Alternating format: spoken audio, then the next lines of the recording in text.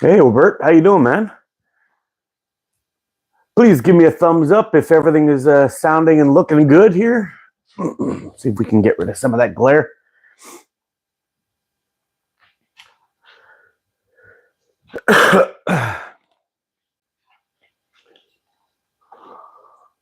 Got my coffee going here. Robert, how you doing, man? Hey, just give me a heads up if the audio and visual is okay.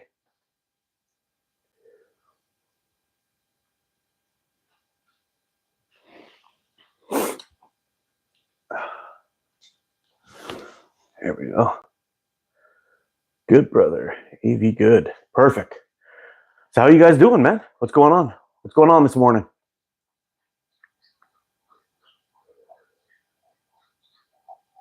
Hey, good morning, Brian. Hope you got your coffee going.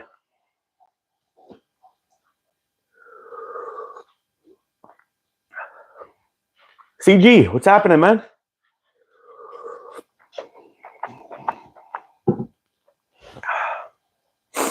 Oh, yeah.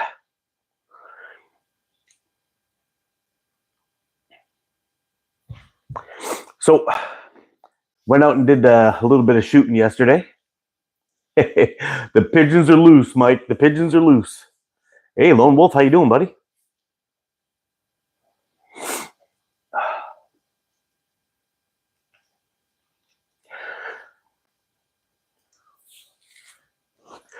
So this past Saturday, I tried to get a lot of YouTube work done.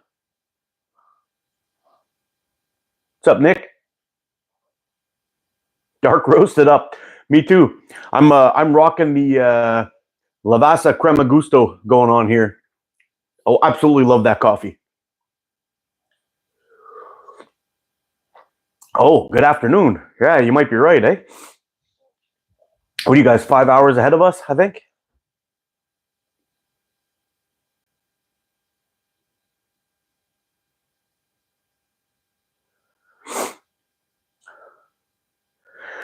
Yeah, so I tried to get some YouTube work done yesterday. I got a short filmed, and I just released that video on the Centurion from Prime Port Catapults. I really don't know what the deal is. I don't want to go and saying it's like my best shooter or anything, but I've had two really good shooting days with that thing since I've shot it. I've had 3 shooting sessions. One of them was that first short that I did. Later on that evening, I did some shots. Just like I opened up my patio door, and it was really blowing later on that evening, so I started shooting straight out. Shooting straight out from the inside the house. Don't tell my wife. And maybe about 20 shots or so, but the wind was just too much. And then, sure enough, well, I went out yesterday and tried out some brand new 0.45 Omega Slings electric white. Oh my God! Let me tell you, what a comparison. Nur Mohammed, how you doing, my friend? I don't speak Russian, but I'll try to my best to pronounce your name correctly. And thanks for joining the live, my friend. Taylor Made, how you doing, buddy? Brent, what's going on? Selwyn Slings and Things, how you doing, buddy? What is the Sunday service about today? Well, we're just chatting about a couple of videos that went up. We're just, chatting all things slings, my friend, all things slings. So sure enough, I went outside again and to shoot that video, and I was pulling off some really sick shots. Like usually a video could take me, I got to warm up and all that stuff. And I decided, you know what, I'm just going to go right into it and see how things go. Sure enough, got out there and had that first scene where I wanted to shoot that 30 mil flipper, and it was actually my first shot of the morning. Bink, got it. I'm like, ooh, we might be onto something here. And then, sure enough, I went back to I set up that shot with the chalk and the pheasant head, and I think I was somewhere around 20 paces out, and boom, got them both. I was like, oh man, this is going to be a good day. And the video went like this, super fast. Hi from Russia. Persifal SG, how you doing, my friend? Brazil Marines, how you doing, my friend?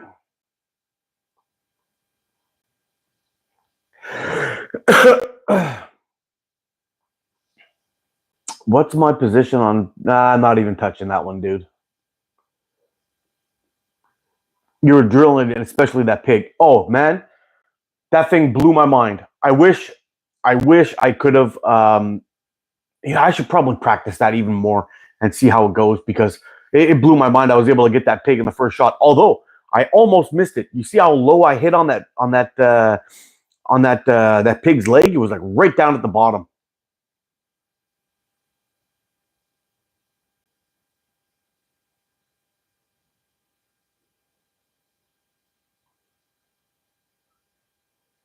Hey, thanks, Nick. Spread the word, brother. Spread the word. I'm from Amazon rainforest jungle, Amazon River, Brazil. How are you? I'm doing good, man. You're in an awesome spot. I hope everything's safe and cozy out there for you. Mozzie, South Wales. How you doing, buddy? Some of my favorite bands are from your area.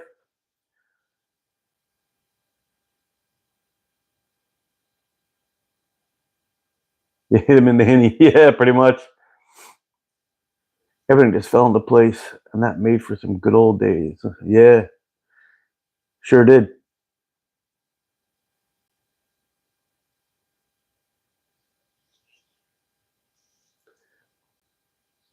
Hello, Muhammad. Are you a slingshot guy too? Still in ya. How you doing, man? Glad to see you back.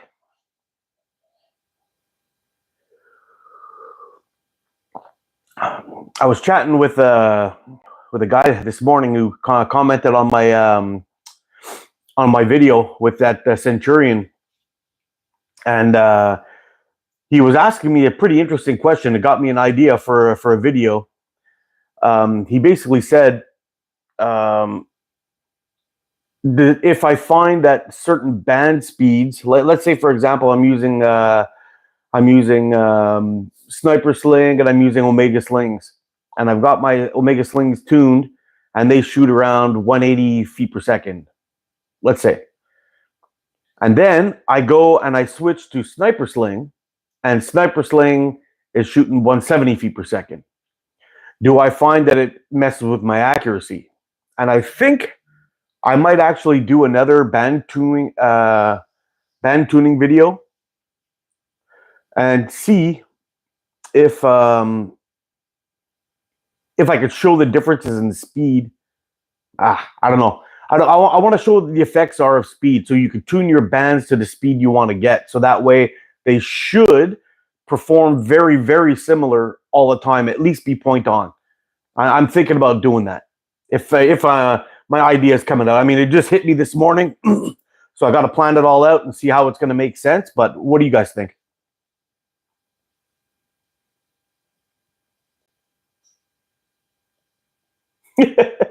Oh man, still you're an awesome dude, man. He writes here, everyone please enjoy your day. Day today, and always don't let nothing or no one steal your joy, ladies and men. You got it, bro. Jack. Hi Mark, is there any chance you can make a video on how to wrap a simple shot torque with paracord? Not really, because I just gave my torque away not too long ago. Yeah, but I am going to be doing another paracord video pretty soon. I'm working on a new wrap. This one probably won't have that integrated lanyard like I did with the other one, but we'll see.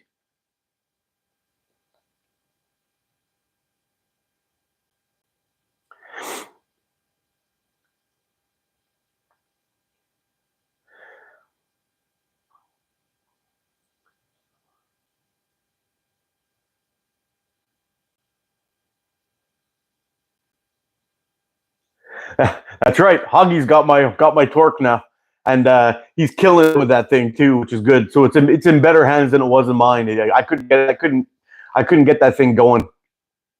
Hello from the Netherlands. How you doing, Netherland? Shay, how you doing? Oh, I know you drill with it too, Mike. Awesome stuff.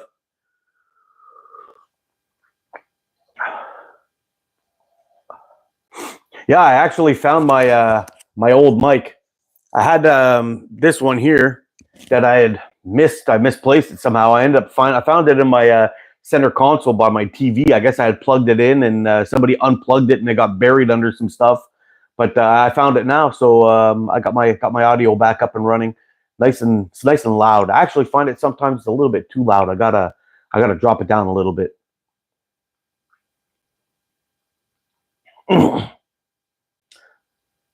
How many torques do you have now, Hoggy? He has them all. He's got them all. He's got all the torques. He's the torque man. We should actually get him a shirt. The torque man.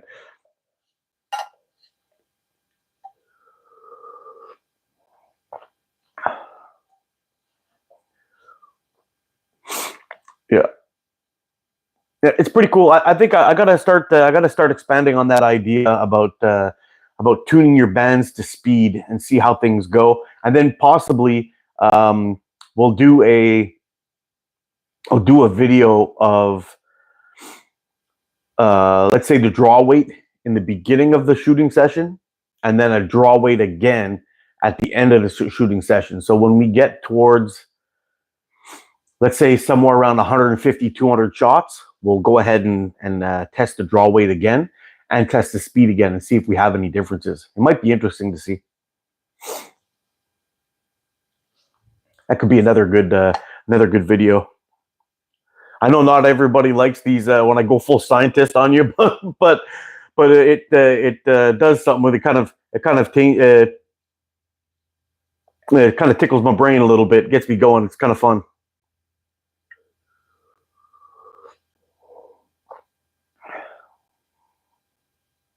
Shiantho. Okay. My apologies.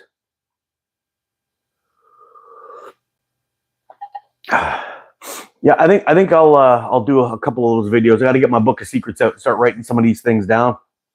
Oh, we're doing good over here. How are you? Yeah, so I'll have to get the lab coat, the nerd glasses, and the scientist brain going, and we'll see if we can figure some things out.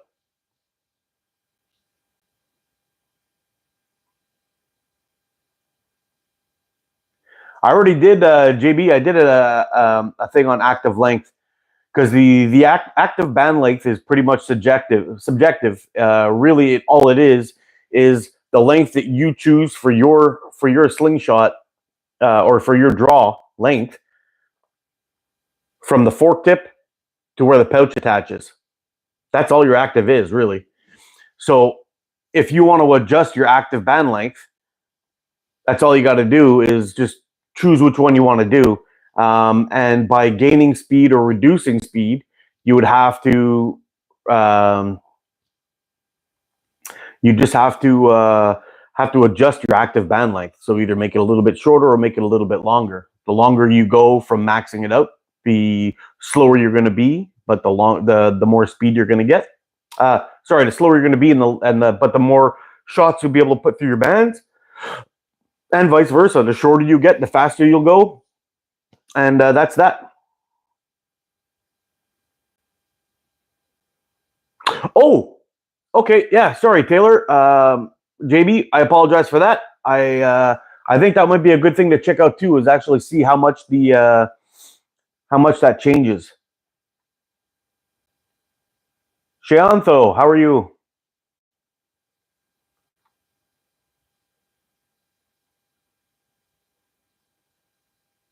Yeah, that would be a good idea. Rechecking that active and see how it is.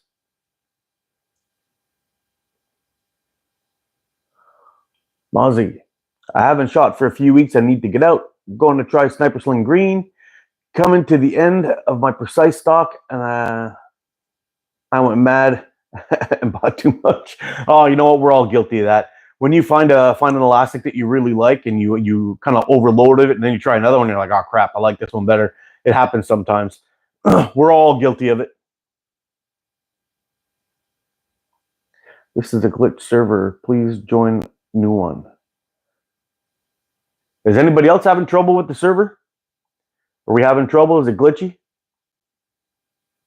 It's super smooth for me.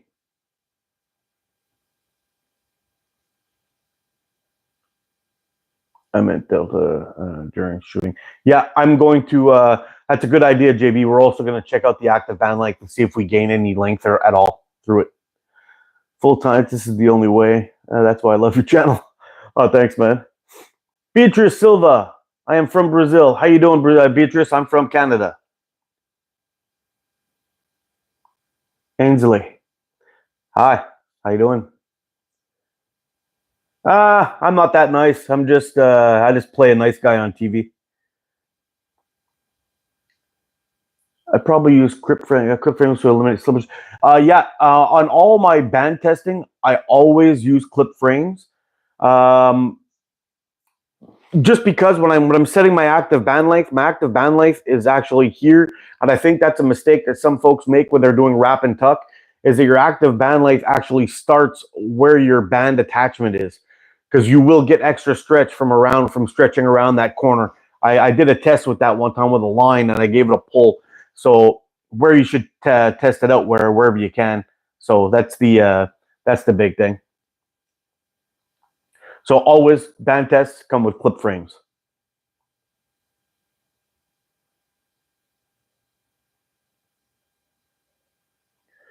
Looks good, looks good. No problem all here. Shades, what's going on, bro?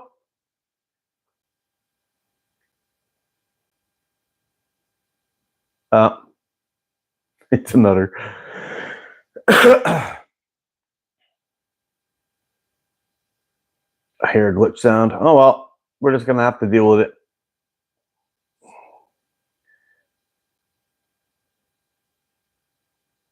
I look so sweet. I'm from Italy. Well, welcome to the chat, Emma. Hopefully I pronounced that right. Still in? Yeah, I can always count on you, bro. Thanks for that. Hit that thumbs up button for me, guys. Spread the word. I'm from Bangladesh. Oh, wow. Rocket Lead God. I'm cute. Why, thank you. Do I prefer wood or metal handles? Ooh. Look at you bringing out the big guns. Well, here's the thing. I like, I'm going to say it, I might like wood better. And here's why. For one, if it's not a textured steel, they tend to be slippy. So that's a knock against metal. Number two, I live in Canada.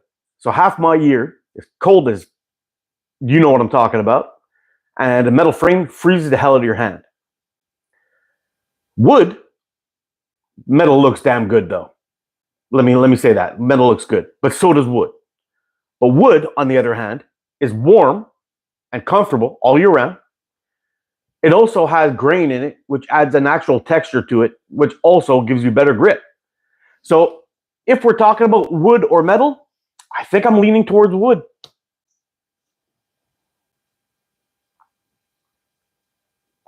Time for wrench. Yeah, buddy. Tell me about it. Hey, Live for Jesus. How you doing? Hope everything's going well.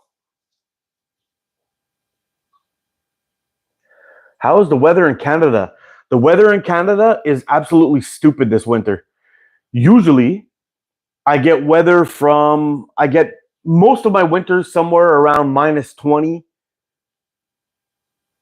Let's say minus 15 to minus 20. And then we get some really cold weather where we get like 30, like minus 30. And that's pretty bad. Like that's like when you throw your coffee up in the air, it comes down to snow. And then we usually have 1 week of minus 20, minus 40. Sorry. There's usually around 1 week of minus 40, which is stupid cold. This year, I don't even think we've reached minus 20, not once. Maybe with the wind. And it's weird. We got very, very little snow. Usually I get somewhere around we get somewhere around 4 feet plus a year. My snow's almost gone, and it's March, and I'm usually ice fishing all the way into April, and I don't trust the ice right now. So this winter is bad, and that means we're gonna have a water shortage next year too. It's just gonna add on to all the other shitty things that are going on up here.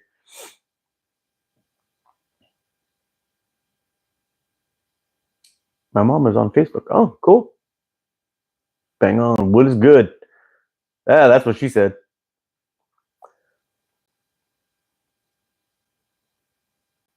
I never went to Canada. Well, you know what? Canada used to be a great country to go to. Now it's going to shit.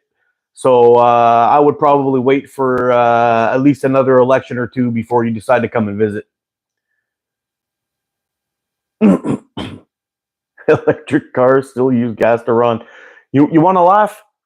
They're trying to push that initiative over in Alberta.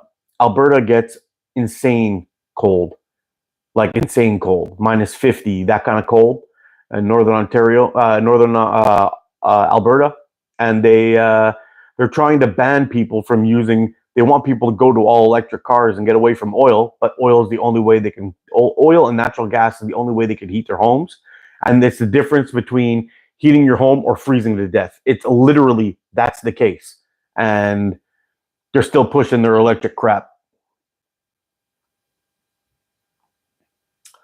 Totally agree. The weight on metal frames is nice, but nothing beats wood. I love collecting them all, but natties are my favorite. I will say this though, TaylorMade. I kind of like a slingshot. I kind of like a slingshot that has a metal core, but with wooden handles. That's kind of sweet.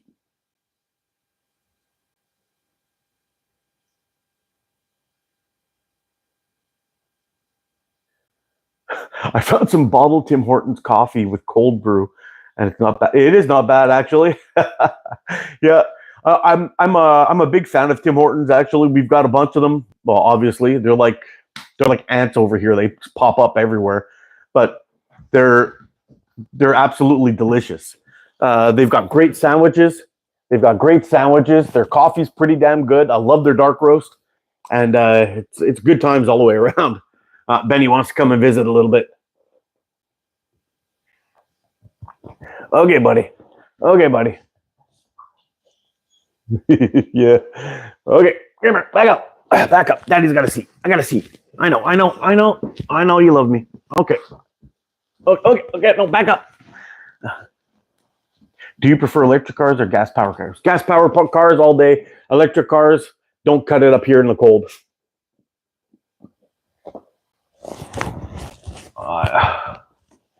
Okay, come on, buddy. There you go. Here you go. How you doing, Timothy? Oh.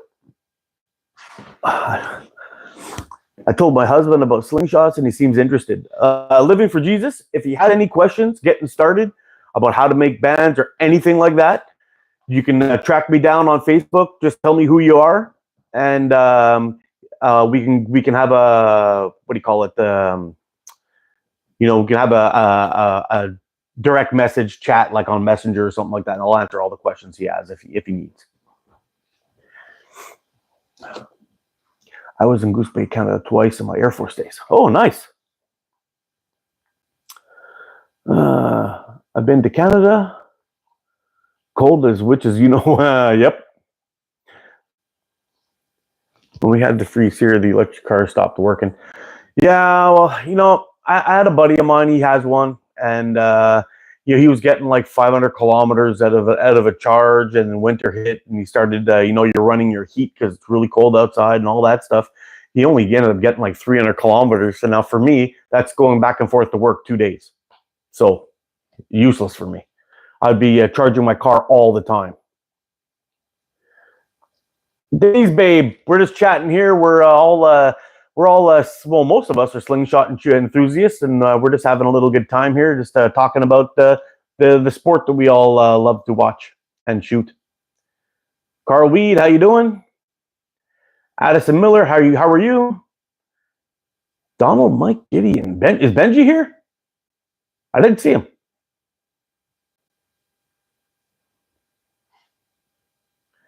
I've been looking at Canada for 3 hours watching the show alone. Oh, yeah, I'm so addicted to that show.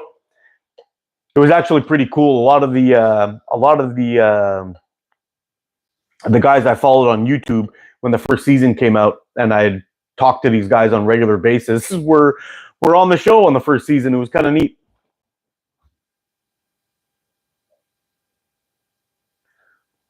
I'm an electrician that wouldn't have an electric vehicle. That says it all, Jack. Yeah, my dog is cute, but he's a handful. Like, man, he's a handful. Every time you're trying to do something, he's stealing shit and he runs away. He's a real pain. Yeah, he's super awesome though. But 666, not sure what that means. But how you doing, Triangle? Hi, I'm on live. Okay, yep, we're live. We're live, Jennifer Webster. My dog matches my beard. I know. It's cool. Whenever I want to hide, I just jump behind him and I just blend right in.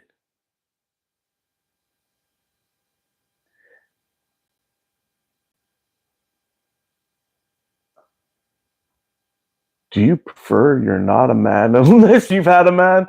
Oh, that's some funny shit right there. And Albert Einstein was a wacky dude. You could tell by his hair. Why do you love Jesus? Sure, why not? Would you rather live in a poor house and be rich forever, or would you rather live in a poor house and be rich forever, or live in a rich house and be poor forever? Very interesting question, but I'll tell you this. I've had rich friends, and I've had poor friends. I've never been a rich man myself.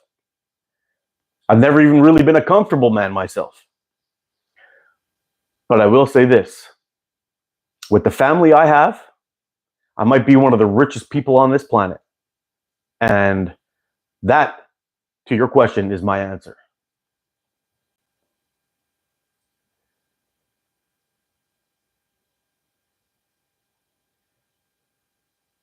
What's the name of my dog? Or me? I'm Mark. That's Benny.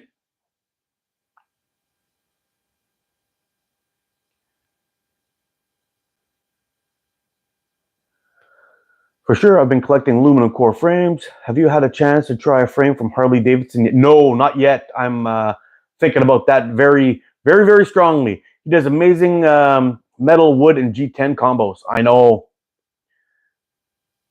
I'll tell you what, Addison Miller. I'll call you out. I'll even give you a shout out, but you got to hit that subscribe button and thumbs up, please.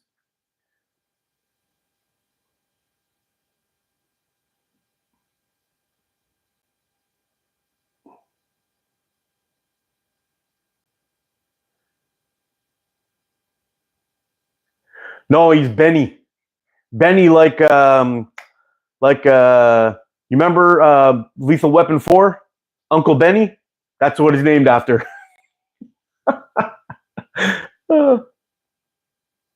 Not me. Easy, how is a car got steering? Which doors on what the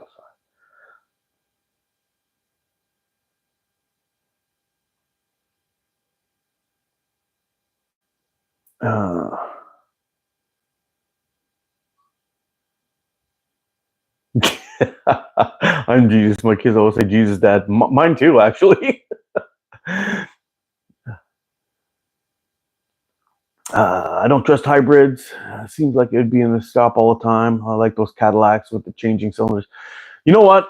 I know a guy who has a what the hell is it called? It's a Kia. It's a Kia hybrid, Optima or Ultima or something like that. Anyway, when he bought the car, I was like, "Oh, dude, it's a Kia," and he's up to like 400,000 kilometers on that car. He's had very little problems with it. He just bought a new one, but he's still a new Toyota Highlander, but he's still driving. He's still driving that other car back and forth to work, and it's holding up real well, man.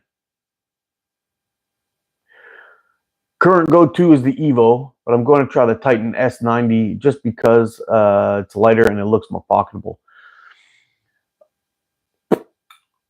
I'll tell you what. About the Mozzie, I'll tell you about the S90.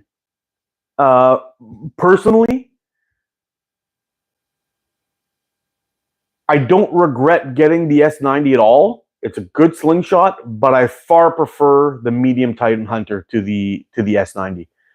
The way the clips go at the end on the sides of the S90, how they kind of taper outwards, I'm not a big fan of that. I actually prefer the squared up tips that are on the medium Titan Hunter. And the medium Titan Hunter and the Companion, I'll always put before the S90. But that's just me.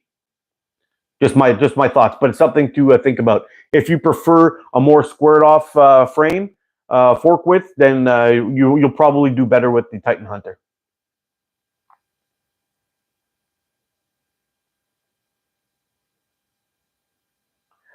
Yeah, the government has permission to turn off your electric car, so beware. I don't know if they have that up here yet, but I know Biden slipped that one into a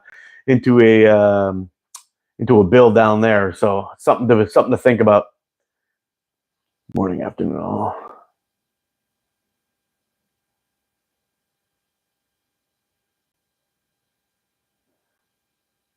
How do I live? Same as you.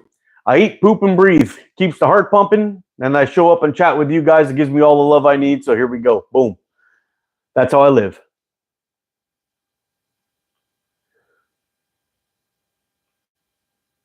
Illumina LTs and Torx are real nice. I know. I've got the Scout LT LE, the limited edition on the first run when they came out with them. Beautiful frame. Fit and finish on it's great. Shoots like a boss. But I'll tell you, your hand gets real damn cold shooting that thing in winter. You're actually better with the poly one. To answer your question, we get a tripart being made in God's image. We have a body and soul, a spirit.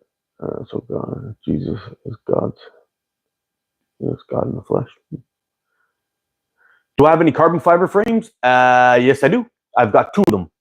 I've got an S-Synom clone that was made by my buddy Andrew over at Prime 4 Catapults. It's got carbon fiber, this other stuff that looks kind of like a honeycomb on it in G10 with purple and black. It's pretty damn cool. And the other one I have is my my Cygnus. It's in my channel colors. It's red.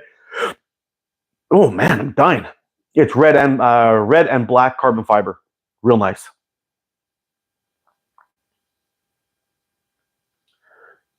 I got a Vinx from Omega Slings last week. He hit me up and he sold me the Kozo, which is an aluminum core with burlap micarta and clips. Should be here tomorrow. Oh, nice.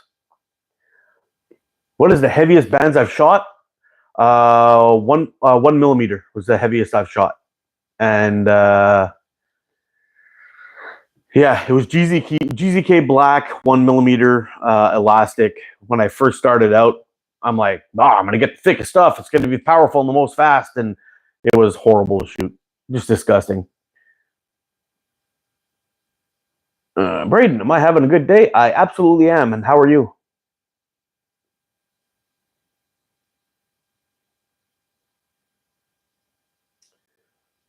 If you weigh 99 pounds and you eat a pound of nachos, does that mean you're 1% nacho? Absolutely. Benny and the Jets. Yes, sir.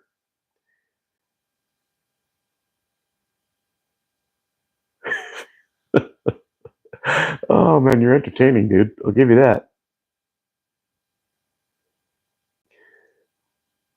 I've got a Titan Hunter. I want to try the Companion. Love the Companion. Companion is the bomb. I got a review on that one. If you want to check it out, I go over all the specs and everything that's in there. And let me tell you, it shoots real nice. Lil G, ask your question, bro. Good to know I love square tips. Are Hellcats good? No cats are good, bro. They're nothing but trouble. They're mean little bastards.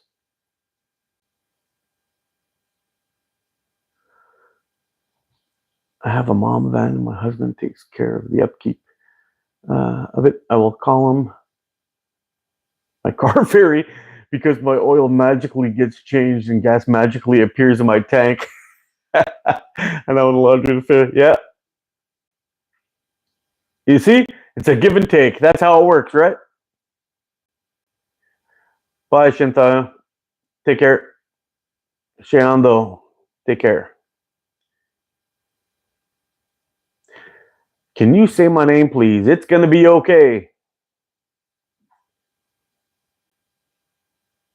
Did I ever play Kirby Max? I don't even know what that is. How is shooting the carbon fiber? No, nothing at all. The shooting the 2 carbon fiber frames. One of them is actually quite thick. It's got a lot of G10 in there, but it doesn't flex at all. I got no movement at all, and it's really, really nice for the eyes. Like it's a beautiful looking frame. The only thing is it really worth the cost? I don't know. Usually when you get carbon fiber frames, the price jumps up quite a bit. And really, they don't really shoot any better or anything like that than G10. 5 a.m. here. Huh. 5 a.m. Where are you? Saw him shooting?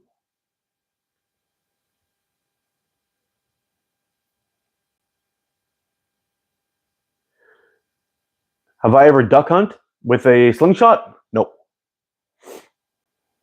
Squat shot. How you doing, buddy? Mr. Leon's in the house.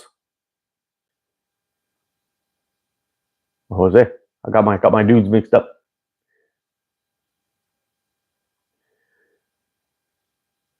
Landed the king. I subscribed. Thanks, buddy. Appreciate you, man. How am I doing today? I am doing okay, my friend. I'm doing okay. It is Leon. That's what I thought. What's going on here? People get me crazy. I'm doing okay, buddy. Doing okay. I'm actually we're just talking a little bit when we first started out about the review I just shot for the Centurion. I'm kind of blown away at how well that thing has shot for me in the 2 times I've had it out so far. It's pretty impressive. Actually, I'm kind of shocked. I'm not ready to say that it's like my best shooting frame or anything like that yet, but it's definitely in my forever collection right away. The only thing is that in the future, I forgot to mention to Andrew that whenever I get a frame from him, because I got a pretty big mitt, I always ask for an extra centimeter. He usually makes them around 120 long, overall length, 120 millimeters. And I prefer like in between 125 and 130. 130 is actually a little bit better, especially with a big flare on the bottom of that handle there. It'll make it a little bit more comfortable, but I'm not entirely sure it would help it shoot any better. So I got to kind of be careful with that. Maybe I'd go with that extra half centimeter, but I'll tell you this. I did some amazing shooting with that thing. It was just kind of like, man, this video is coming together way too easy.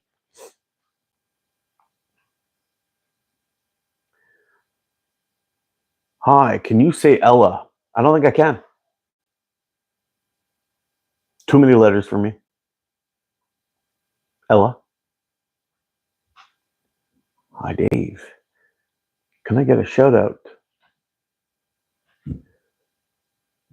All right, cool. I'll give you a shout out. There you go. Ah, you seem so nice. Don't be fooled by this little friendly face here. I'm a weasel all the time.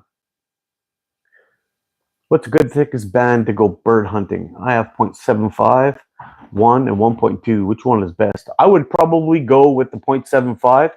For the most part, I would assume you're probably shooting 9.5 or 11 mil steel. With 0.75 properly tuned bands, you should be getting around 240 feet per second with 11 mil steel, and you'll probably get somewhere around 280 with the 9.5, which is more than enough to take out some birds. And the draw will be lighter, which will give you better accuracy. So shot placement, always key. And Ahmed, how you doing, buddy?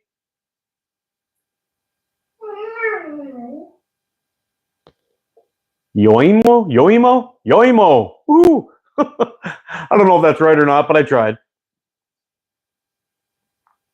What's up, Jack? Do I have any? Nope, no trading cards for me. Cool, I can't say that name, man. Cool, Namaget. I don't know how to say it. Sorry, bud. I'm chucking.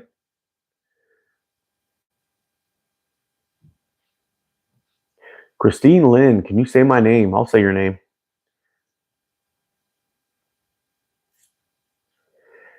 All right. See you later, Jack.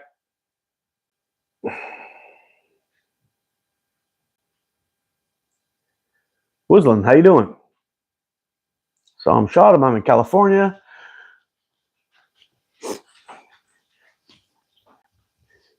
You're not late, Squat Shot. The show starts when you arrive, buddy. That's how it works.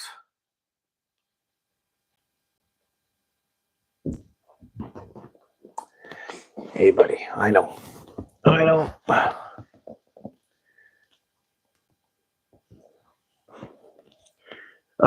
Can you hunt? Can you hunt with a slingshot or use for self-defense? How powerful are they? Well, I'll tell you what. Living for Jesus, you can definitely hunt with them. So let's say if we're being ethical, if we're no, let go. I guess we could try to eat my mic. Anything, rabbit, squirrel, birds. Like, okay. No, you can't steal my mic. Rabbits, squirrels, many kind of birds with headshots, not a problem at all. As for self-defense, I'll tell you what. If you pop somebody in the head or anywhere with a 9.5 millimeter steel or a 3/8 steel, okay, buddy. Okay, I know. I love you too. But a 3/8 steel ammo going 250 plus feet per second, they're gonna think twice about their whole deal. The only thing is how effective would it be to pull it out, load the pouch, shoot it, all that stuff. Different story.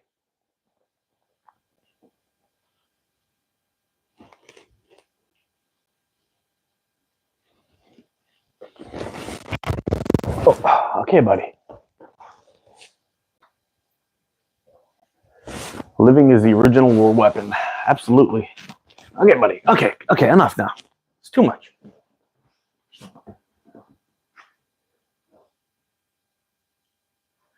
I should try that experiment with it. I'm not trying that again. It's just not fun to shoot. And the heavier the draw gets, the harder it is to shoot nice. The harder it is to shoot accurately, which causes problems. So, yeah.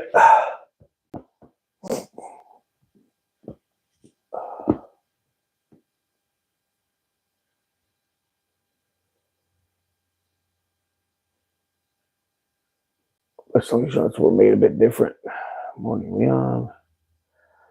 It's entertaining a full-grown man with facts and logic.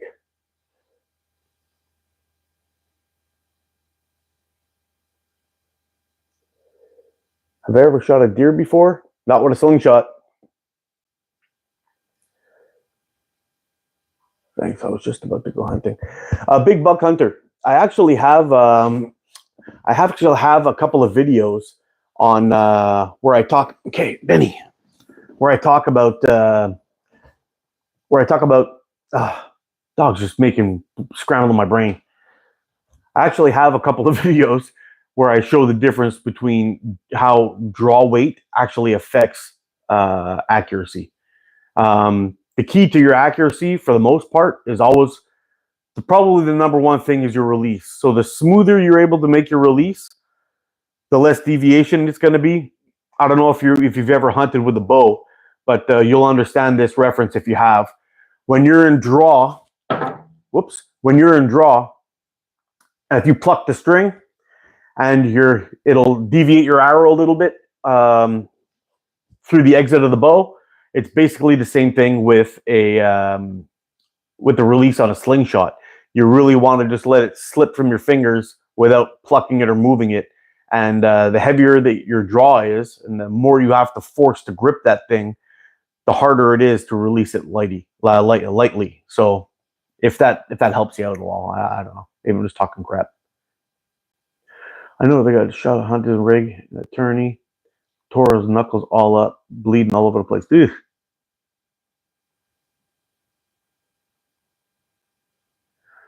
I'm trying to gather info about slingshots hobby to start the hobby. I'm sure that just picking up a slingshot with a pretty color is not the best approach. That would be true. There will be a little bit of learning curve.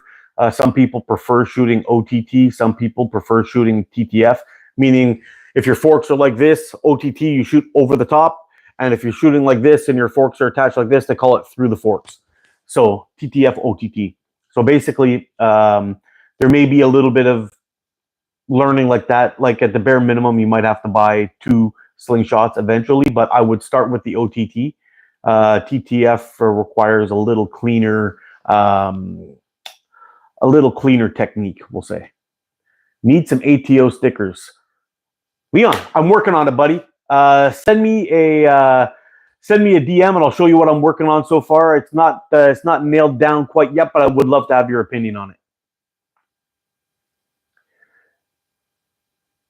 Yeah, Benny's he's cute, man. He's cute, but man, he's needy. He drives me nuts. You can't get a second to yourself.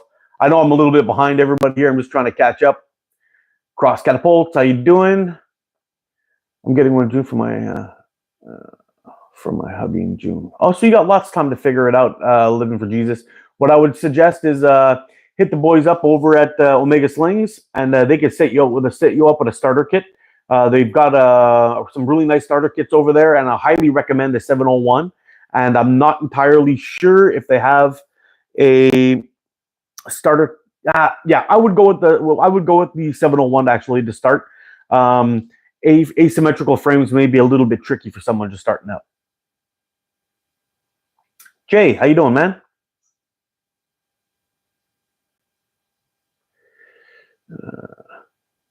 Anabia, how you doing? I look exactly like Morgan Freeman. Nice. Okay, I see the resemblance.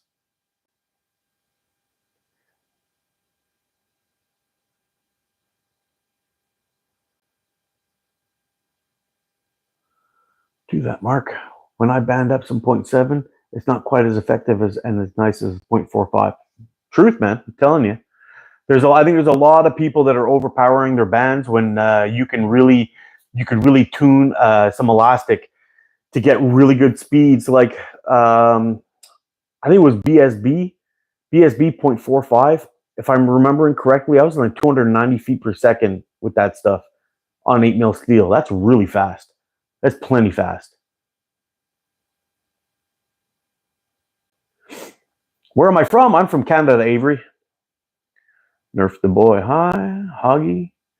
Morgan Freeman. Yo. Nerf the boy. How you doing?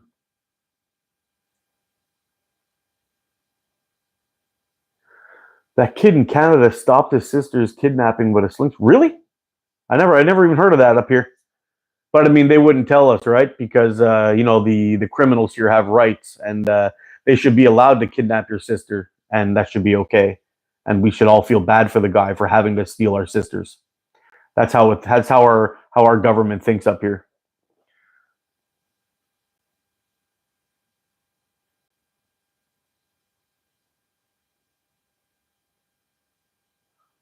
Hi, I'm new. What's going on? Rochelle, we're just chatting about the slingshots and things and whatever ends up popping up.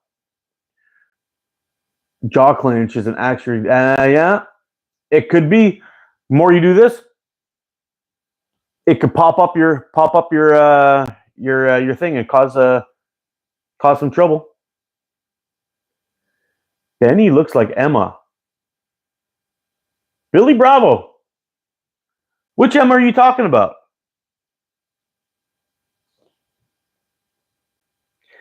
Christine Lynn, you can have a shout out if you can give me a thumbs up. But I just gave it to you first. But it would be cool if you hit me with a thumbs up. I'd appreciate it. Simple Shot's a good place to start. I agree. Yeah. The worst part about the release is sometimes you realize that you're doing it wrong, but you continue with the habit. Yeah, bad habits, man. That's why it's important when you're practicing. When you're having fun, have fun. But when it's practice time and you're starting off your program or you're starting off your shooting session, I know I talk about a shot sequence all the time. Step up to the line, plant your feet, set your hips, grab an ammo out of the pouch, load the pouch, and then begin your steps on how you draw, hold position, take a breath, hold it, aim, release. That's what I do. Now, everyone else is going to have something that that that works for them, but it's always better. I mean, people may end up having issues with target panic too. We could probably talk about that a little bit if you want. And what I started doing, because I was getting these little flinches sometimes before when I was getting ready to shoot, because I was thinking about the shot all the time, and it was causing me anxiety, I guess. What I started doing now is just I line up to my spot, and inside my head, I'm just thinking, keep it smooth, keep it smooth, keep it smooth, keep it smooth, keep it smooth, keep it smooth. And then I release the pouch. And that has made a big difference. I've also noticed another thing too, that when I'm getting ready to shoot, sometimes when I'm getting a little bit target panicky, my frame hand starts doing this a little bit too much. And when I'm saying keep it smooth, I'm thinking about keeping that hand posted out, pushing it out towards the target, and releasing that pouch a little bit. But just saying those things in my head all the time, keep it smooth, keep it smooth, keep it smooth, over and over and over again, it actually mellows me out a little bit. And they let go nice and smooth, and it helps my accuracy. So something to think about. Hello, ATO. Greetings from Estonia. I pulled the trigger last week and I bought a slingshot gear from our different stores. Now, of course, it's boring to wait. I'm bored online now. I know. If you're waiting, just to let you know, I just released a short yesterday shooting the Spitfire from Omega Slings. Got some shots through that thing. Absolutely loved it. But when after shooting it, I was like, oh man, this is such a great frame. And I have a Spitfire coming from Omega Slings, one of those micarta ones made by Tim Henry. And man, it's killing me waiting for that thing to show up. Like I'm dying because I really like that frame.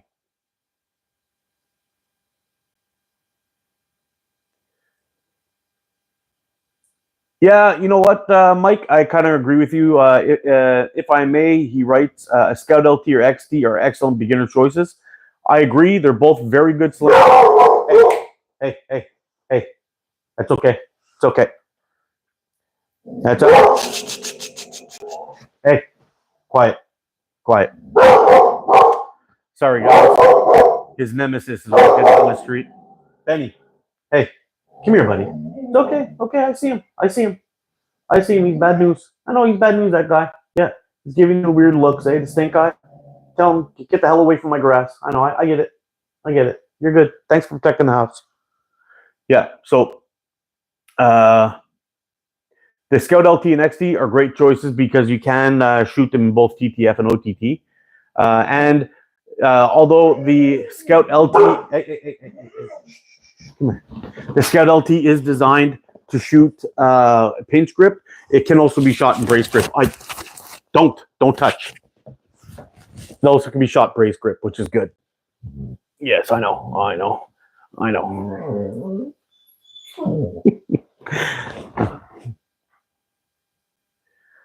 I'm a graphic designer. Can I help you with your stickers? Possibly, Jay. Possibly. Omega is the best. I agree.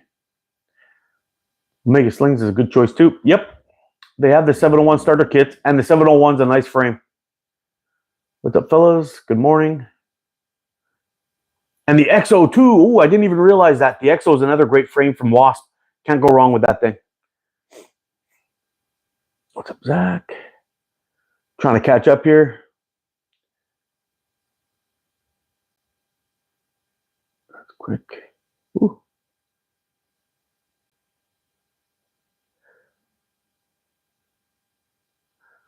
That's what I always, that BSB 0.45 for 8mm, but nobody believes me. I don't know why. That's plenty elastic for 8mm steel. Do I like steaming? Probably streaming is what you're saying, and yeah, it's fun.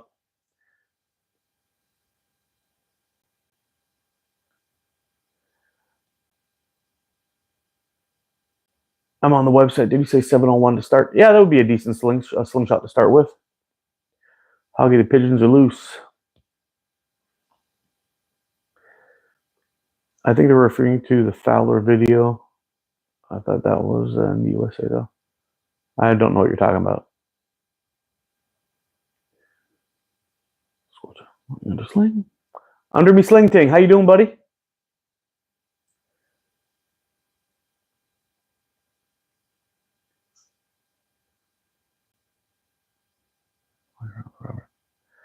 Wow, I'm really far behind here. The attempted kidnappings on Flowers channel. Oh, I'm really far behind. I went to Omega shop. I almost got a lost slingshot only because of the purple. Had to remind myself knowing that it's an impulse buy. Well, I'll tell you what. Probably the two companies I could highly recommend for a first slingshot for anybody would be Slingshot or Wasp. Price effective, great slingshots. The Wasp EXO or the Enzo, great stuff. There's probably the Wolf and a bunch of other ones that are on there that are really good. I tend to lean towards the clip frames myself, but you don't need to do that. But they're great. Simple Shot also has a bunch of good ones. Two of my favorites are the Scout LT and the Stylus. I love both those frames. So, I mean, it's really up to you. But you can get good deals from both those companies. But if you're in the US already, it's probably cheaper to get from Simple Shot or Omega Slings for the Wasp products, because shipping from the UK is quite a bit.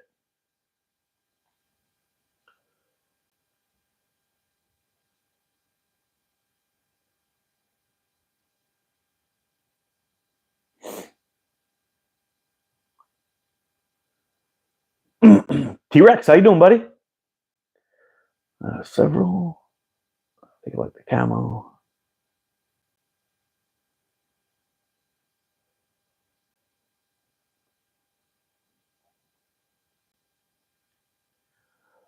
Ooh, yes, Mark. My frame hand does the same thing, and we'll have to give it a try.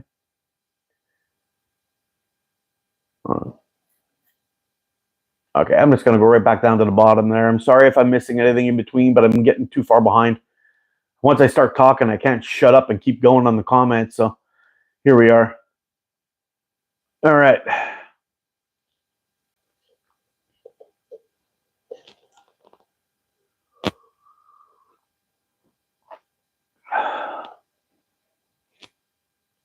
YouTube gamer speak sign language. I don't know what that is. It sounds ridiculous.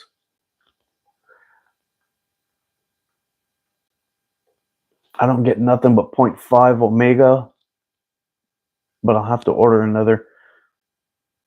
And Squat Shot, I highly recommend the 0.45. I was out shooting it yesterday. It was -6. I got plenty of speed, and you can tell by the impacts of all my shots in the video. Fantastic stuff. Actually, I'm going to say it right now in front of everybody, in front of the world, all 60 of you people in this world. I'm going to say it right now. Omega Slings Electric White 0.45 are my favorite 0.45 bands.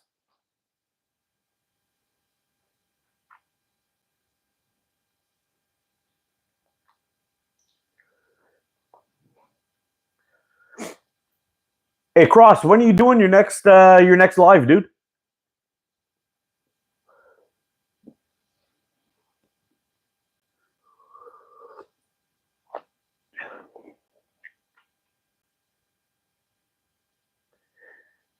Is any 0.45 good for 9.5 steel? I did a test a while back, Shades, where I took the 0.45 and I cut them. I think it was, I can't remember the length. I ended up really shortening up the bands, and I cut them for my HGH. I cut them 25. No, I'm lying. 27 to 18, and I cut them short. And I was able to shoot 9.5 pretty quick with it. Pretty quick. I don't recommend it, but I was able to shoot it pretty quick with it. So it is possible. You just have to tune your bands correctly. What's my preference on the wide gap, wider or narrower? I shoot 90 millimeters. That's my go-to. Although I shoot really good with 88 millimeters, and yeah, it's only two difference, but it makes a difference. 85, I tend to have to gap shoot, and 95, I tend to have to gap shoot.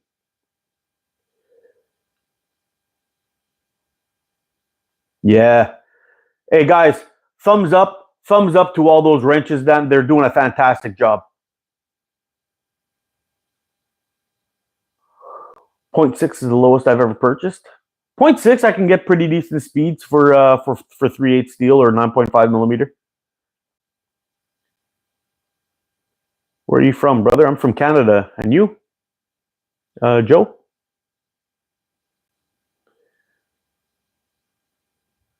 Maricela. Is that correct? Did I pronounce that name? Hi, I'm new. How are you?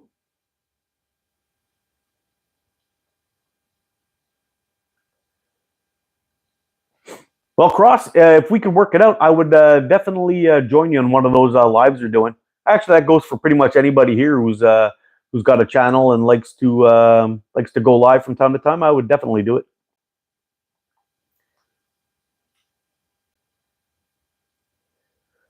Where are you from? I'm from Canada.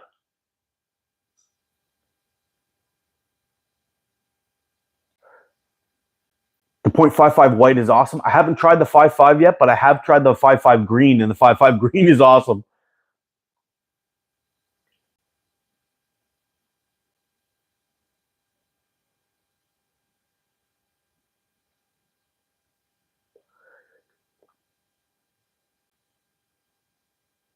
.85 millimeters go-to width. I'm still checking the Leighton boys on eBay for the Omega 0.45. Oh, I hope that hits over there pretty soon, because I have a feeling that the guys in the UK are going to go savage on that stuff. I'll stick with the 0.6 Sniper Sling Yellow, the greatest stuff ever. It's really good. 0.6 Sniper Sling is really damn good.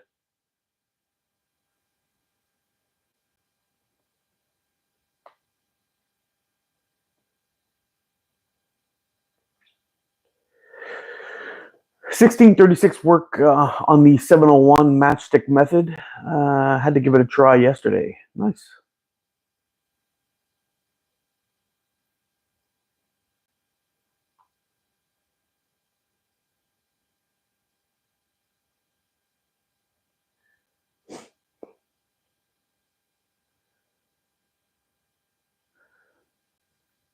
Hey, Cross, if you can, shoot me a DM, and we'll see if we can put it together sometime during the week or even on the weekend, maybe on a Saturday or something. We'll just try not to conflict with anybody else, so we're not messing anybody up, but it'll be fun. We can do it.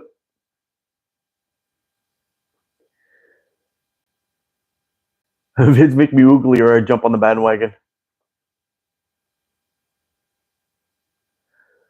I'm from the Philippines. Oh, wow. What time is it over there, Joe? Greetings from Armenia. Wow, we got people from all over today. How you doing? What the heck? God bless burritos. I'm more of a taco guy, but burritos are pretty damn good. Where are you from? I'm from Canada. What about you?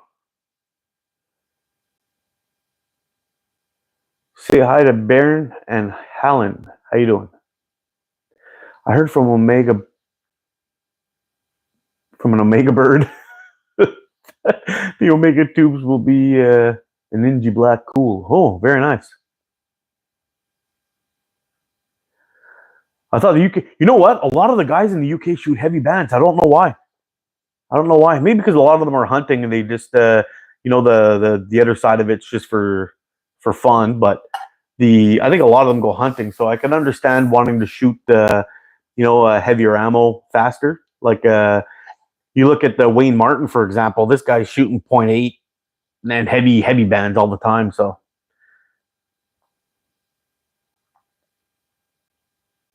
Done visit this morning. Says coming soon. Oh wow. Good morning, ATO. Good morning, Kevin. Yeah, man, they're coming in hard today, eh, T-Rex? Those trolls are man. You know what? Let's give a round of applause to the wrenches. Both Rex and Squat Shot. You guys are fantastic, man. I'm telling you.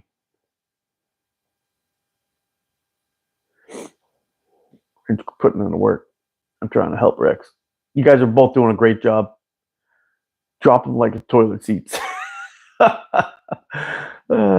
shoot a lot of 11 mil steel. Yeah, you see, a lot of them are shooting 11 mil steel, so they need a chunkier band to be able to toss that kind of ammo. I know a lot of the guys in China and probably in the U.S. now. I mean, I think the U.S. is probably still split between 9.5 and 8 millimeter steel. In Canada, I think there's only two of us, maybe a few others that shoot, but it's pretty crazy.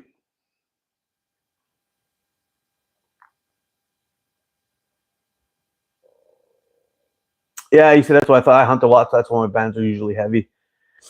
Hello from Russia. Sorry, I don't know how to pronounce your name, but cheers, bro. Hope you're doing well. Yeah, hunting guys do, but a lot of us are plinkers. Yeah, I'm one of those guys. I'm a plinker for sure. BD8 shoots 12 millimeter cannonballs. I know, it's crazy.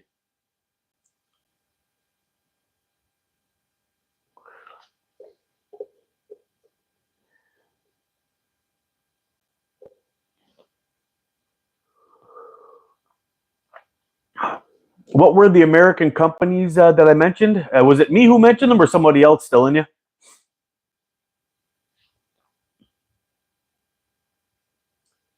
Shane got the. Are you talking about Shane from Island Made Catapults? Ooh, he's gonna love that stuff.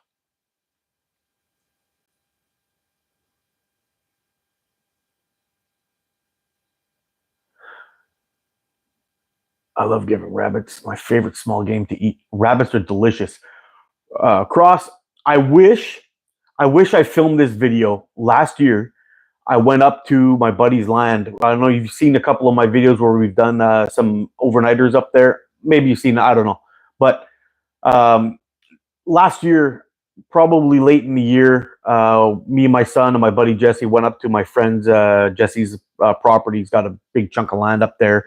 Him and his family, and we basically did an overnighter up there. We slept in the hammocks, did a big hike, checked things out, and I cooked curried rabbit stew, and we ate it with bus-up shot.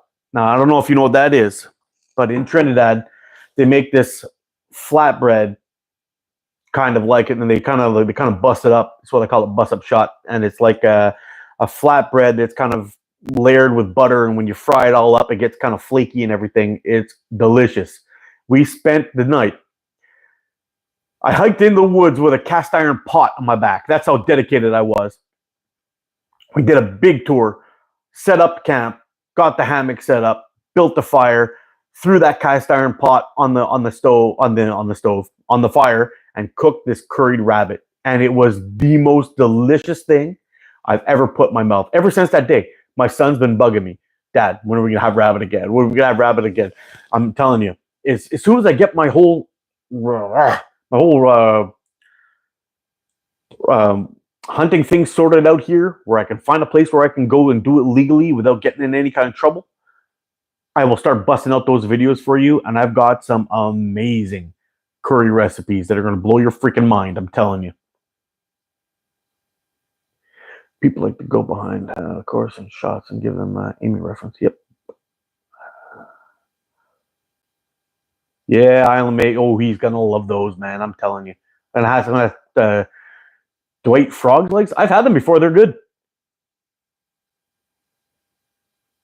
Sport hunting? No, McMahon. Hopefully, I got it right. McMahon. We're talking. What are you talking about? Sport hunting. If you ask me, there's two types of people. There's people that go out and hunt for food, and there's people that like to go out and kill animals. Nobody here is one of those. Is the latter. Everybody here is either going to go out and hunt for food and put food on their table, or they're not going to hunt.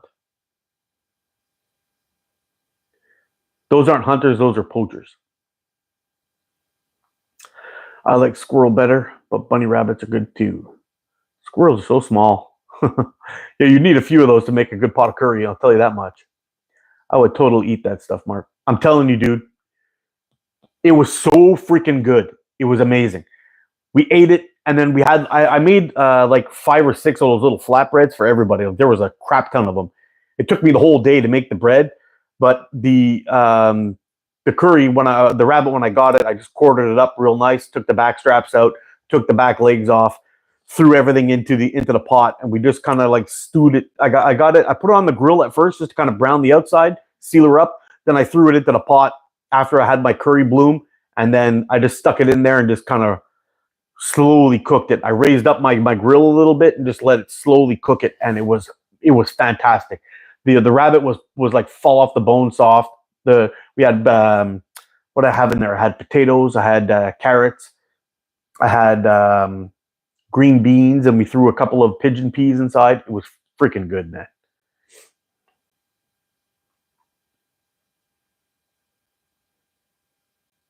I might need that recipe. I'll set you up. I'm actually thinking about once all the snow goes away and it's not dangerous to walk in the woods, I'm going to be starting a sling shooting and one pot meal recipe thing. So basically, what I'm going to do is I'm going to go out. I'm going to get a little fire going or whatever it is, and we're going to start a recipe, get cooking. Then we're going to do some shooting, do some chatting about the slings and whatever it is I'm shooting that day. And we're going to keep on checking in on that one pot meal. And at the end, we're going to eat it, enjoy it, and hopefully it'll be something you guys will be interested in watching. Muslim Monka, where am I from? I'm from Canada. Where are you from? All small game is good. Yeah, I'm sure. Squirrel and rabbits are great because the meat grabs the flavor of the season well. Oh, I know. Dylan, what's up? Hope to put food on the table. Rabbits, raw dog, raw dog food. Yeah, maybe. I guess my dog loves chasing rabbits, man. Hey, everything's good, Dylan. How are you doing, buddy? Dylan D. Pigeons are good. Yeah, they are. I want some of that curry. You know what? I want to do the same thing too with the. We have. I don't know if everyone has these in their area, but they're called grouse. We've got 2 major types. Actually, there's 3. We got gray grouse, we got spruce grouse, and we got partridge. The first 2 that I mentioned have like a darker meat, but the partridge has like a white meat inside, and it's very, very good. I haven't tried dove yet, squat shot, but I'm sure it's delicious. Hi, too. I'm from UK. Normally hunt small game with 8mm steel, and I'm using 0.6 Sniper yellow. But recently, I've seen Omega green. Would that compare to the Sniper yellow? Cheers. That's a good question. I'll say this: the draws on them are pretty similar. I haven't tested the speed yet of 0.6. Omega the Olympus Green. I haven't done that yet. I will say this though, I did some shooting with it, and it is very fast. Does it compare to the same speeds as Sniper Sling? I can't say for sure, but the bands are very similar. You get good speeds, and the draws are very similar. So I don't know. When I get into doing some of my band reviews again, you'll have all the data on that. So it's up to you if you want to buy a roll and test it out yourself, or wait for the review, and I'll try to get it done soon-ish.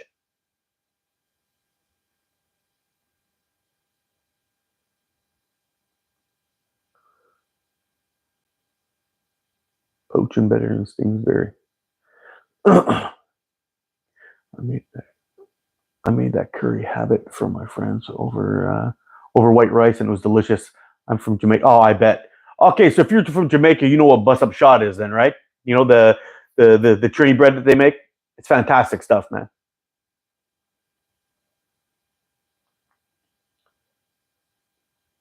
I watched all of your videos, Rob.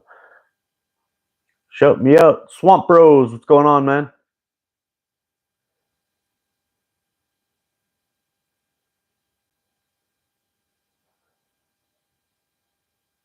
The video stopped showing up on my feed for a while. Talking about me or somebody else, Cross? One pot meal and shoot would be awesome video series. Okay, that's going to be in the works for sure. I've already got a couple of recipes I'm going to be working on. I also make another one called pilau. It's basically a chicken, rice, and peas all mixed up with curry and some vegetables. It's a good stick in your ribs meal that it's just freaking awesome. It's great stuff. I'll also make that as well. And I got some stews and all kinds of other things, but we'll get to that when the time comes. Hit the like button, subscribe if you haven't. Thanks, Squat Shot. I appreciate you, man. I'm in the UK 0.95 red shot for 9. Yeah, you see that red shot seems to be pretty fire. I haven't tried it yet, but I should probably get my hands on some. But I'm not really a heavy ammo shooter, so it might be a waste for me. Smile, hello. I just earned a new subscriber. Thanks, man. Appreciate you, dude. Yeah, when you buy an Island-made slingshot, it will come with our bands on it. No way! Dude, that is freaking awesome. Hey, Chuck, and you have an Island-made slingshot, eh? I'm sure you do. You must. Cook something nice. Oh, I will. Deer is great. Actually, I used to be able to get my hands on some red deer. And I've done a couple of meals in the woods on my old channel, my old bushcraft channel, and I've cooked deer on the grill. I've cooked wild boar on the grill. We had different spices. The wild boar was fantastic. I did one with wild boar with like a Greek seasoning on it. It was freaking amazing.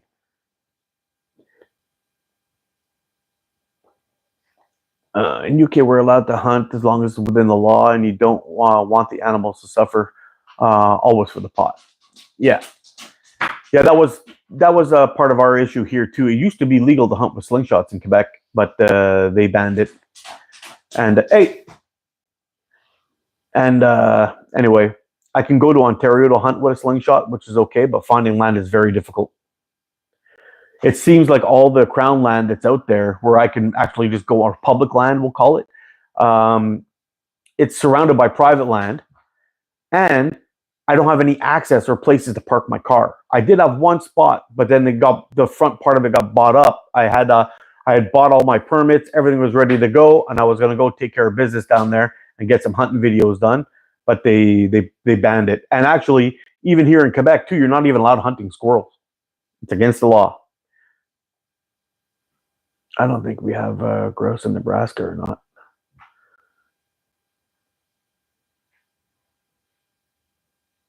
Wait till you try curry. Oh, I bet. I'm a big curry fan. Like my favorite food to eat is Indian curry, and a very, very close second is West Indian curry, and I eat it as often as I can. I freaking love that stuff.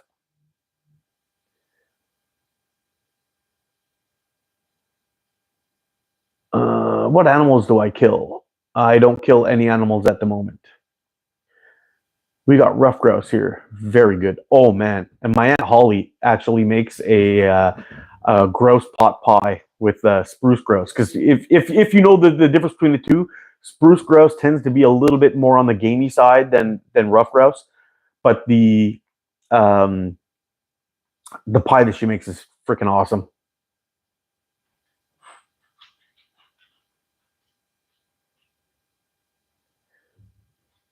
Pheasant is also very good. I've never tried pheasant. Sorry, guys, have to roll out. Mark may want to add another wrench. Oh, I'll just try to stay a little active. I may just have to delete them as I'm going down there and take care of business. Pheasant will get me on. Yep. You take care, though, bro. Appreciate your help today.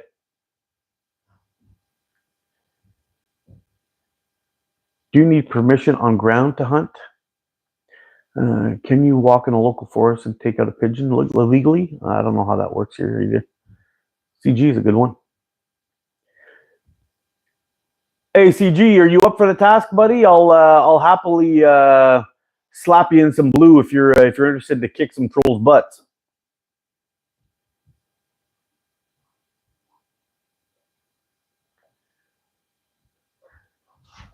Are red deer commie deer? I don't know. It's a good question. It's a good question. Actually, I think it's a deer from over in Europe. Yes, the heavy hitter was my uniform slingshot. Hey, you be quiet, you. No.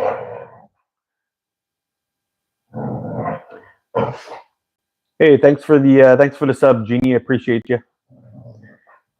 In Montana, I can only take unmanaged non-game species with a slingshot. Tennessee doesn't allow flip hunting either, eh? Wow.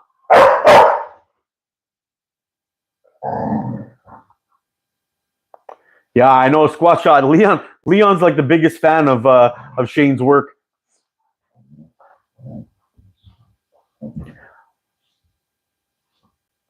I got 10 of them. Wow. Does Island Made have a website? Nope. All you got to do though is shoot him a message on Facebook, and he'll chat with you and take care of you. Shane's an awesome dude.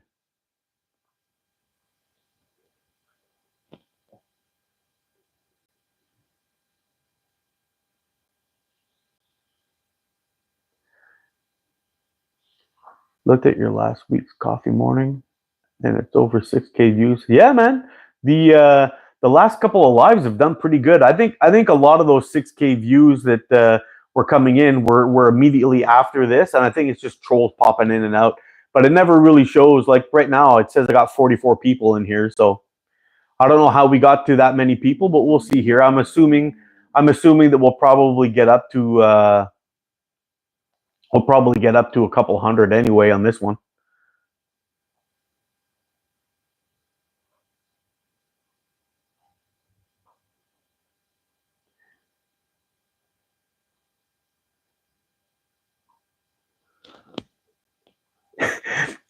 Dang, ATO, sounds like you're a chef, spicy style. Actually, dude, when you get to be my size, it's not because you don't know your way around a kitchen, my friend. Let me tell you. And on the spicy side, I don't know if you knew this or not, but I am a hot sauce manufacturer. Me and a family member, my brother from a different mother, Roger, make a line of hot sauces called West Island Fire. You should check us out on Facebook. You'll see all of our goodies on there. We make a pretty solid hot sauce. Got you, bro. Add as a moderator. CG, you are now a deputized, my friend, and you look damn good in blue.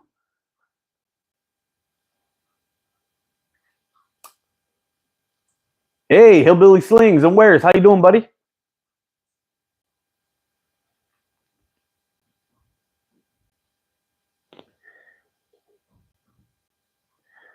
Yo, bro, I love your work. Keep up the outstanding work. You've just got another... appreciate you, man. The kid from Darlow. Appreciate you, dude. I just chucked the litter on the floor.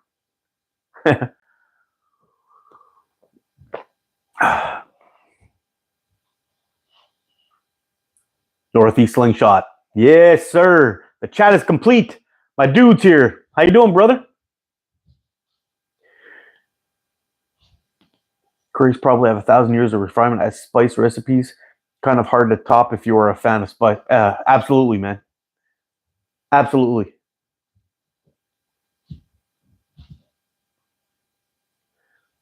Hi, Lara from Germany. Welcome aboard. Never trust a skinny cook. Wow, truer things have never been said.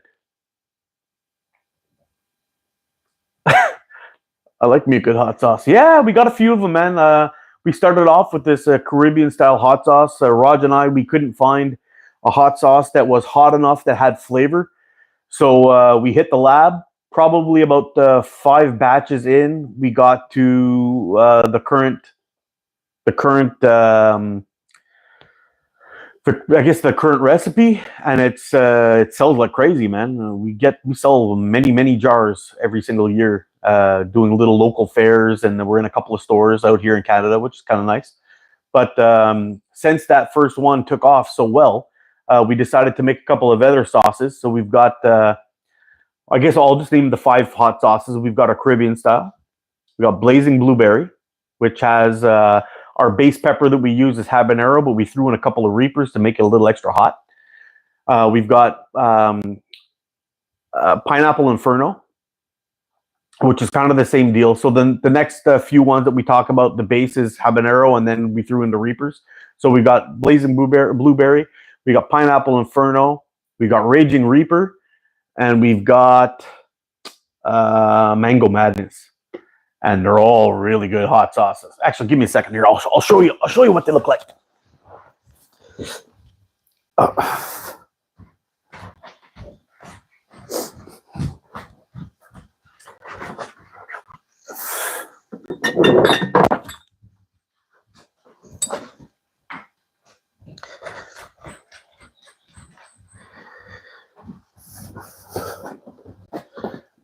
Okay, buddy.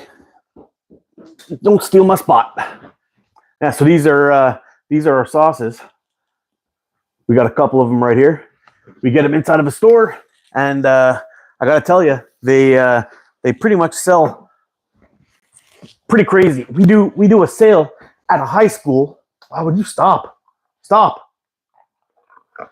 We do a sale at a high school every year, and we will in 5 hours we'll sell 300 jars. Yeah, it's crazy.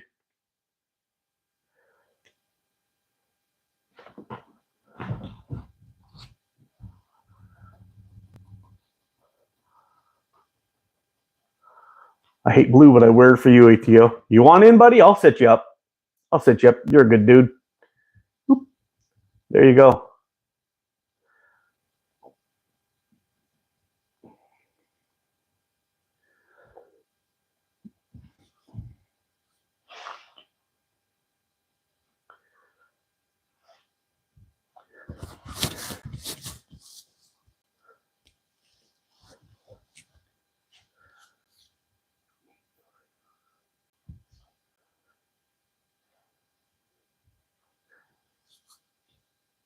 Yeah, definitely a chili head. Grew some reapers and ghosts last summer. No joke, dude. I used to grow them all myself in the garden every single year, and then our production got too big where I'd have to turn my whole garden into my whole backyard into a garden for hot peppers. But we ended up taking some of the ghost peppers. We had way too many at one point, and I took some of the ghost peppers and we dried them out in the dehydrator, and I ended up throwing them into I had this Ninja blender, and I wanted to grind them up into like a powder so we could use that just to toss in to heat it up. Sometimes you get habaneros that aren't as hot as they should be, and we use that to kick it up. So I ended up putting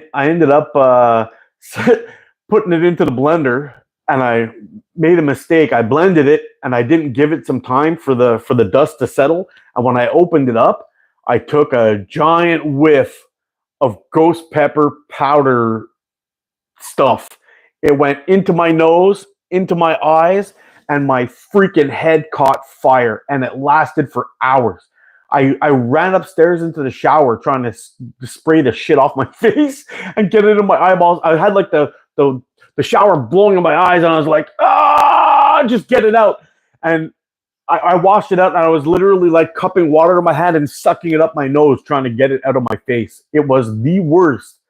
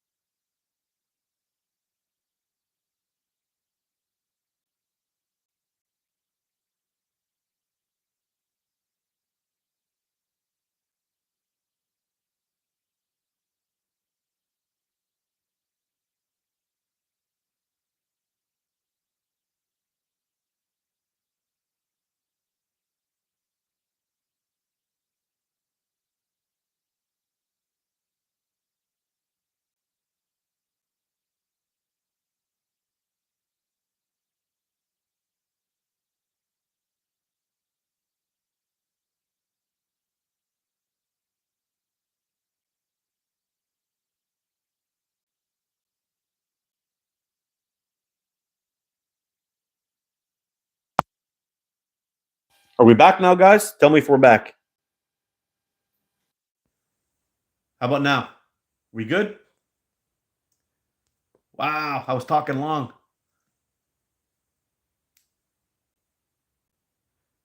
Yeah, I was way behind. All right, I just pulled the mic out. Hopefully the sound isn't too shit. I was way behind. You see what happens when I start talking? I just can't shut up, and then I get lost. Yeah, I was just talking about hot sauce, making jokes about how people think they eat hot sauce, and anyway, it's all lost. I'm not going back. I'm not going back. Oh, I cut out in the shower story. Okay. Yeah. So anyway, my eyeballs caught fire, my nose caught fire, my throat caught fire. It lasted for like an hour and a half, 2 hours. It was the worst of my life. And then I started talking about this girl that came by our snorting water. Yeah. Yeah, we ended up going towards one of our sales, and we just released the Reaper hot sauce. And this woman came up and she said she tried our Caribbean style, which is our most mild hot sauce, but it's not the hottest. And um, sure enough, she tasted. She's like, "Oh man, that's hot!" And she drank from her water bottle. And then at the next sale, she showed up and tried the Reaper sauce. And I was like, "Hey, I remember you. That sauce was hot, but this one's quite a bit hotter." And she's like, "Oh no, I'm gonna be fine. I eat this one all the time." I said, "Yeah, but it's hotter. Be prepared. I'm telling you. Do you have water with you?" She's like, "No, but I'll be fine." I'm like, "Okay." So I put a little dot on a spoon and I stuck it. I gave it to her and she stuck it in her mouth and she went, "Oh wow, that's delicious." And she just went running right through the crowd in this church. Ran into the kitchen where these old ladies were making sandwiches and coffee and things. And she just pushed this old lady out of the way. Bam! Turned on the on the water and just started shoveling it into her mouth. Like I was like, "Oh my god! Like what the hell?" I felt kind of bad. I got to be honest with you, but I couldn't stop laughing. I'm like, "Oh man, it sucks," because a lot of people saw her freak out, and she decided to. I was afraid that people were going to be afraid to come and taste the sauce, but I had this all the time. People think, "Oh, I eat hot sauce." I'm like, "Oh yeah, what do you eat?" "I eat Frank's." That's not hot sauce. That's spicy eye drops. That's not hot sauce. When you start eating things like any sauces with a habanero base, and then you work your way up from there, those are hot sauce. Scotch bonnets, yeah, they can be hot, but they're not crazy hot. But man, we get these guys all the time. "Oh, I'm from here. I eat hot sauce. I'm from there. I eat hot sauce." Sure you do. But anyway, there's also another problem too in the hot sauce industry that you guys may or may not know about is we go out and we go buy hot sauce all the time. We go out and buy hot sauce all the time.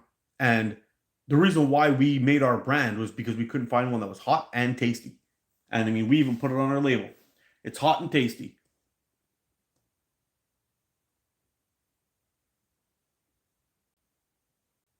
Okay, I lied. It's not on our label, but it's on our banner. Yeah.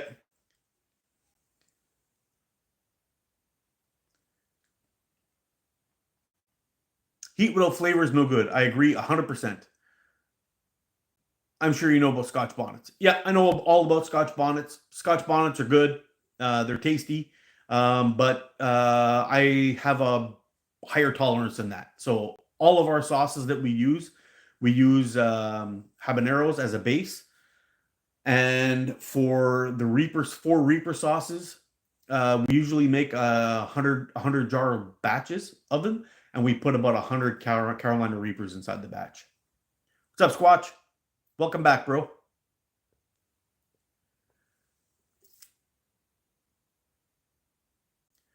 Okay, Cross, I'm going to tell you right now, I have a scorpion pepper hot sauce.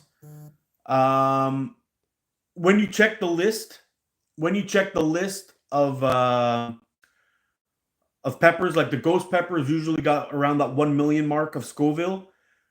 They say scorpions are around 950,000. They're right under it. And I've actually had scorpions that I found hotter than ghost peppers. So just careful. It's gonna be hot. I ate the one chip challenge, not reaction. Yeah, that was the same thing too. We each took a piece and we ate it, and we kind of crunched it up, and it felt hot. It was pretty bad, but not anywhere near the end of the end of me. It was kind of, yeah. It tasted like garbage though. It was pretty bad tasting.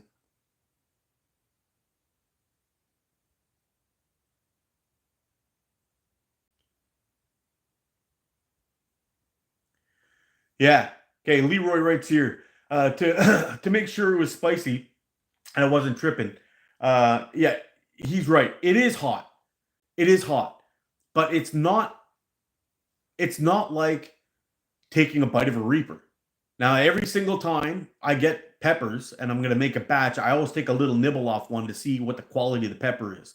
Because depending on the growing season, you can have some that aren't that hot versus some that are crazy hot. Like, let's say, for example, I buy Reapers from Colombia. Well, they're going to be way the hell hotter than the ones we buy in Canada. Way better. So, growing seasons make a difference and locations.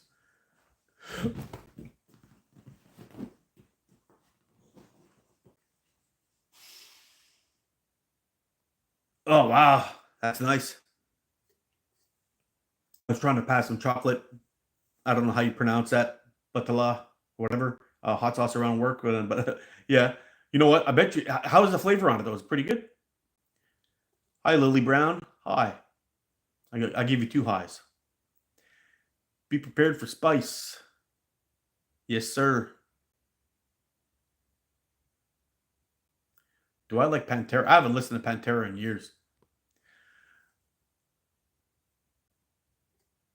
I need your most hated slingshot and a box of hot sauce, please. Haha. I'm in Mexico. I need it. One of my favorite chilies is a chile pin. Chile pin? It's like a pea size. Not as hot as a habanero, but tasty. Oh, that's always good. I'm from Quebec. Nailing it, Chad. Yeah, buddy.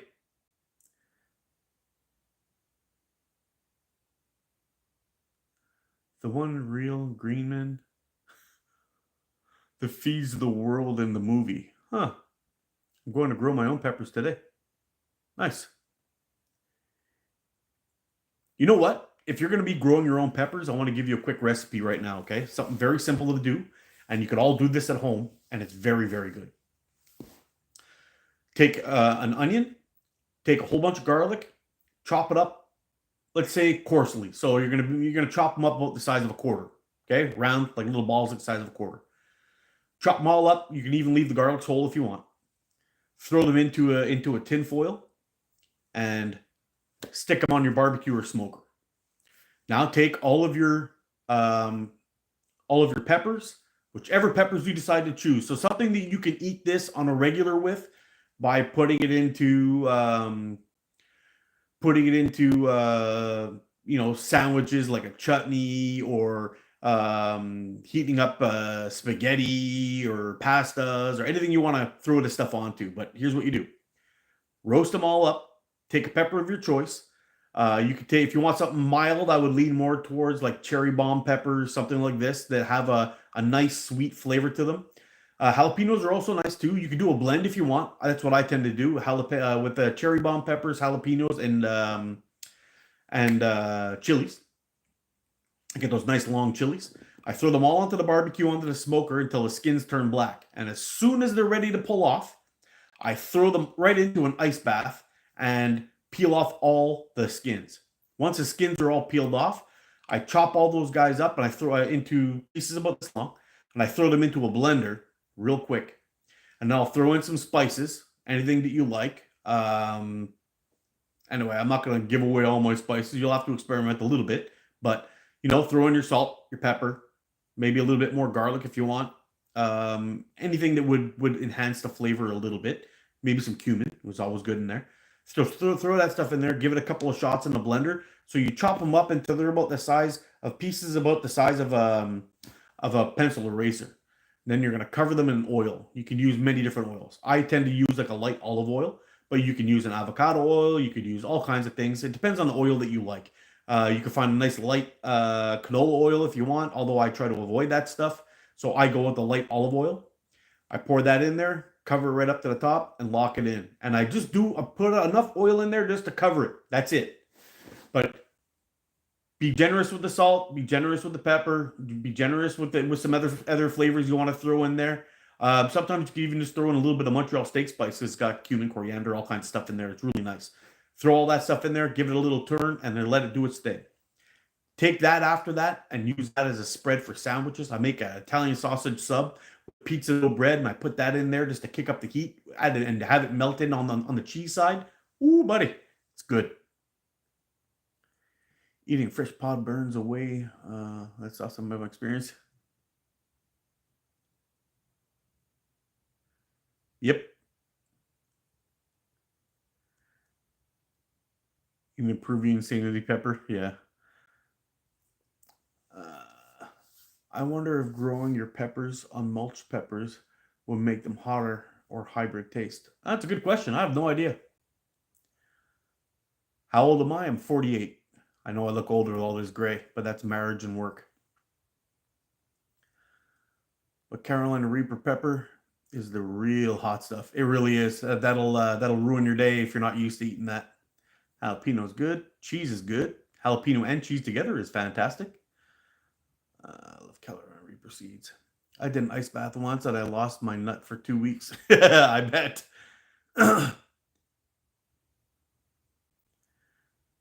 Nothing hotter than Carolina than jalapenos for me. You might want to try cherry bomb peppers. They're kind of on the mild side too and very tasty. Good morning, Lone Slinger. I fry rabbits with coconut oil. That's another good oil too. Man, it's making me. I'm sorry, dude. I don't know. Mom's yard has cobra, serranos, Pekings. Oh wow, you got all kinds of things growing in there, eh? And tomatoes grow everywhere. Salsa grows here. Yep.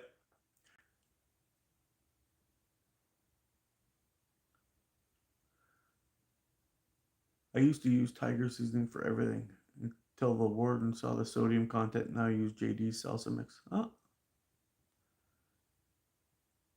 Have you ever tried smoking my own sea salt? No, I haven't, but I have smoked sea salt. I have some smoked salt from Redmond's. It's very good. After a UK Lone Slinger, but good day to you.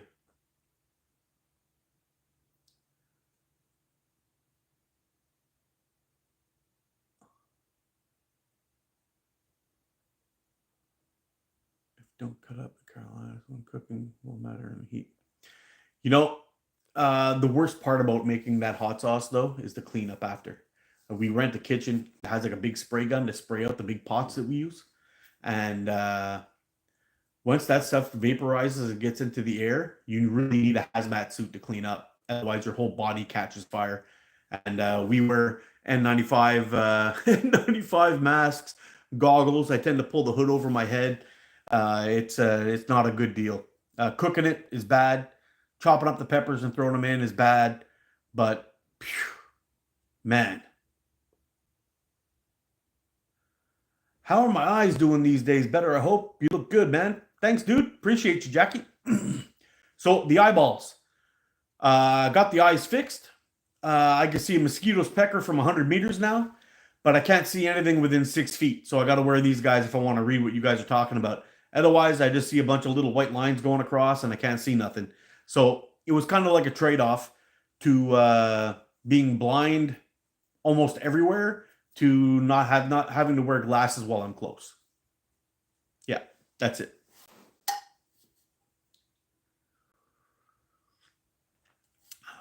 I also dropped a few pounds. I'm probably around the 50 pound mark now, which is pretty nice. Just the last couple of days, I haven't been able to do any exercise or anything like that. I blew out my back slipping on ice the other day, and I've been hopped up on the good stuff for about 4 days now, which kind of sucks, but you know, it is what it is.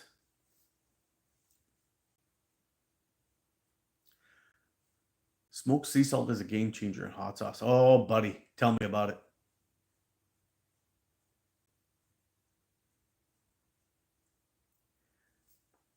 Caddy Hunter, I appreciate you, man.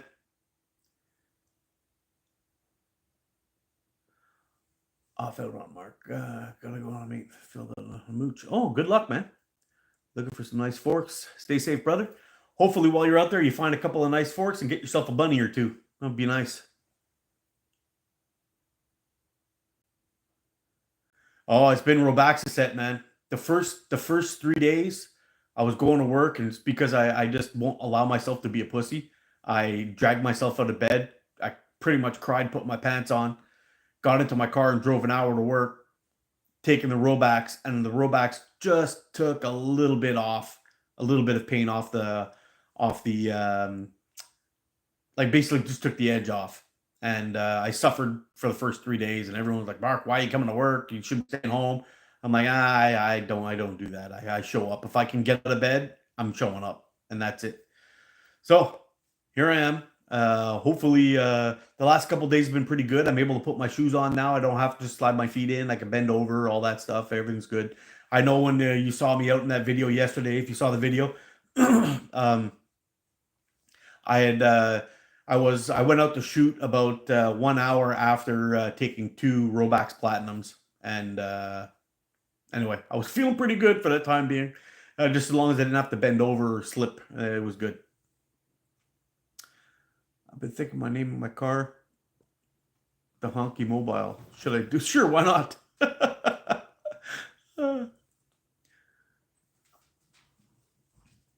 can't put this skeleton down. What an awesome frame. I've been looking at those. I think I'm going to try to get one soon. They're pretty nice. Yeah, you know what? That's how it started with me too. When I slipped, I didn't really bother me. I just felt like a little warm spot in my back, and that was it. What about my day? And then about 2 hours after I slipped, my foot went cold, and I was like, "Oh no, here we go." And my foot went cold, and it ended up my foot went cold, and then I started getting that shooting pain in my butt, and it started running right down my leg. And anyway, we're right back. We're now the foot's warm, and I'm back up to my butt where I'm feeling the pain now, and it seems to be receding. So I think we'll be good. So where do I do most of my shooting? I do a lot of my shooting in my backyard and a lot of my shooting in local woods. Um, Shooting from a line at 10 meters is good. Shooting from a line at 20 meters is good. When you have these ranges set up, that's great.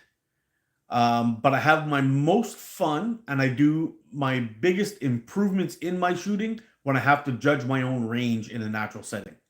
It increases the difficulty level quite a bit more.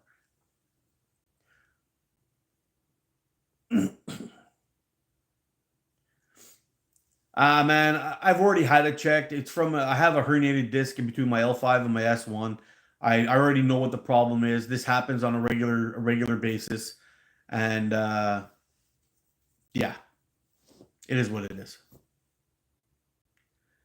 Have I ever tried hunting? Not on camera.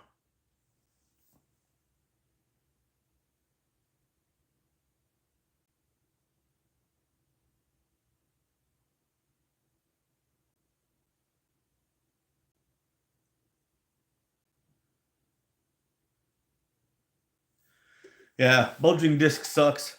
But sometimes what I found, as long as you're always doing your exercises and keeping it strong in that area, you'll be fine.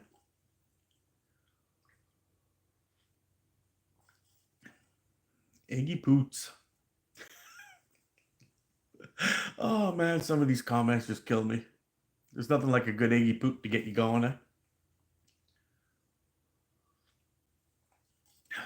Yeah. So how many slings do I own? I don't know for sure. I'm assuming it's somewhere around 60, maybe 70. Could be more. I don't know. I'm not sure. Bearded, what's going on, bro? Good afternoon. It's actually still morning here. What time have we got going on here? Yeah, it's 9:21 in the morning in my neck of the woods.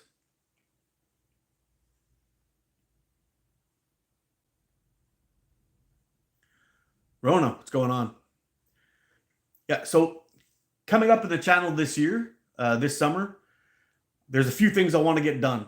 I want to do, I want to get the one pot meals and shoots done. We're going to get some more overnighters in the woods done. We're going to get some more of those technical things going on, like the troubleshooting and all that kind of thing. What else we got going on? Obviously, I'm going to keep going with the reviews as I can get some of these things in here.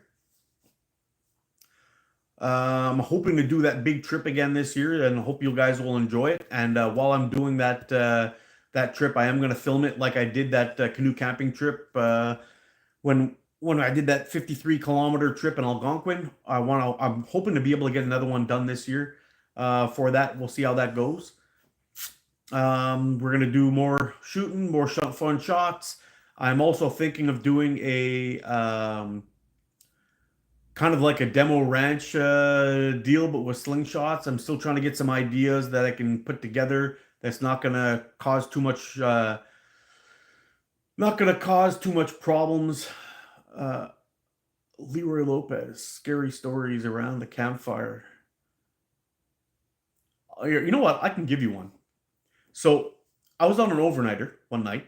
Actually, and I have the video of this, but I'm not sure if I got that part in the video. I don't know if I put it in there or not. But where I go camping, there's wolves, there's bear, black bear, there's coyotes, bobcat, all kinds of predators and critters all over the place. And one night, me and my buddy, we went out and we were cooking filet mignon on my coffee spit. I don't know if you know what that thing is, but if you don't own one of those and you're an outdoor guy, you're gonna want one. It's basically this little spit thing. You can put your meat onto it, and it rotates 1/4 at a time, and you can just keep turning it while you're cooking, and it comes out real nice. Shades, are you out, bro? All right, buddy. You take care. Thanks for stopping in, man. You're the best. So we're out there. I was cooking filet mignon.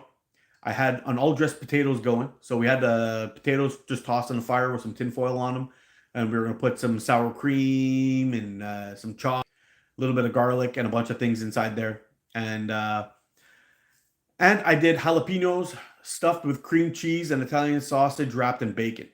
So we had all these things going on the fire. And I was thinking to myself, you know what? Some of this has been cooking too long, and we do have a bit of a breeze.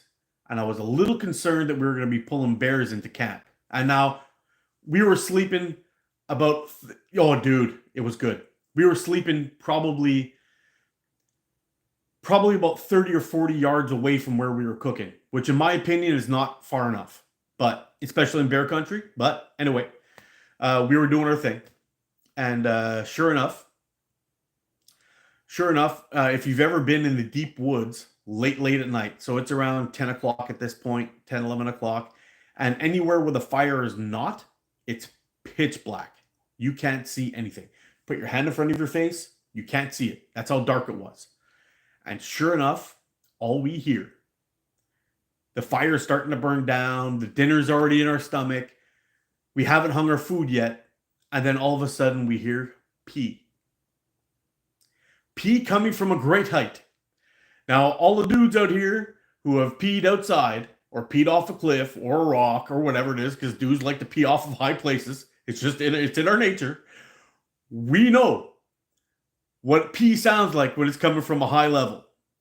And we heard pee. And we turned around like, what the hell was that? It sounded like it was like 10 feet away, but we couldn't see anything. So I was kind of nervous. I'm like, oh shit.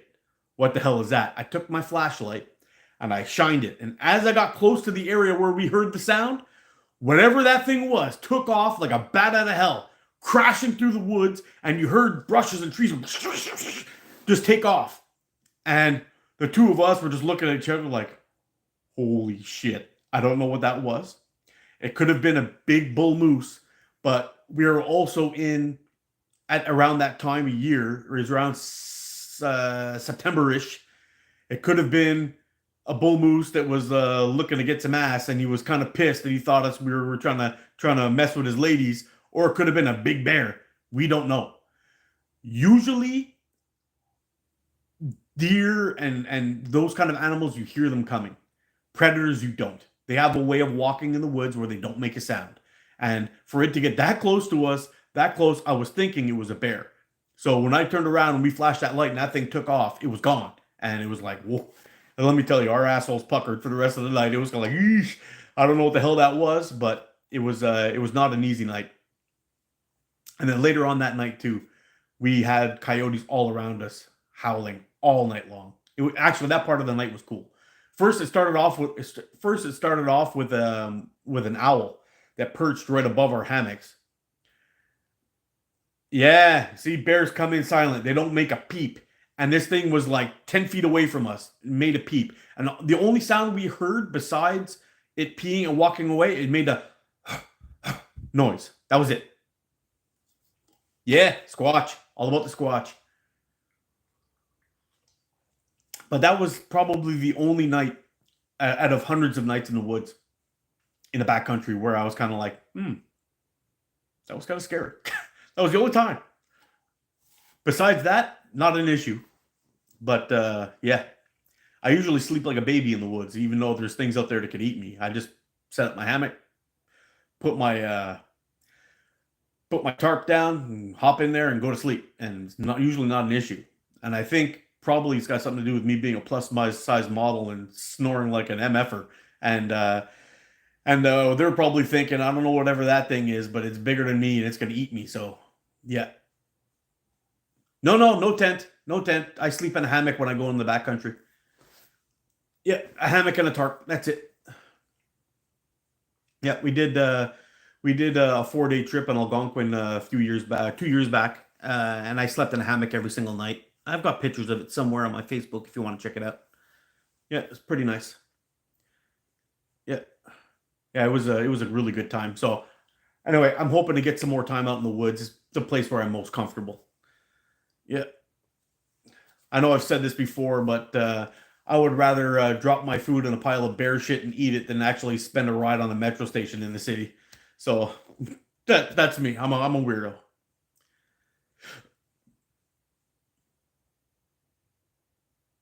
Yeah, I went totally immobile.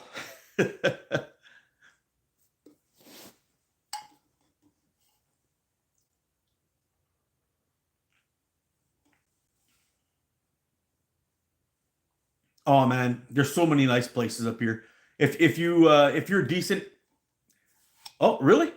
Am I okay now?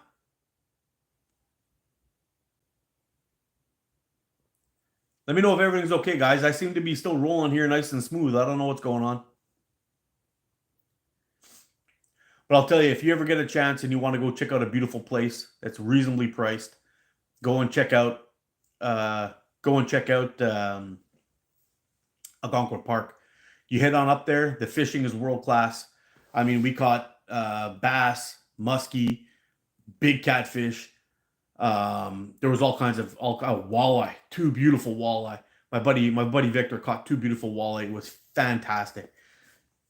Um, there's so many beautiful places up here. It's unbelievable. The scenery is incredible. We paddled through this place called the Natch. You're basically paddling down this canyon. You got big rock cliffs on both sides of you. I have the video if you guys want to check it out. It's called an epic trip, backcountry trip or something like that. If you ever want to see that kind of place, it's incredible. The when we were just getting ready to enter the Natch, this area along the Petawawa River, we were running rapids in a canoe and the whole deal. We had this campsite that was overseeing a set of rapids on one side, and we were able to climb off the top and jump into the water, follow the current down, swim back into our camp. It was an amazing place. Best campsite I've ever been to. Beautiful, beautiful place. And to be honest, we probably, if we were eating,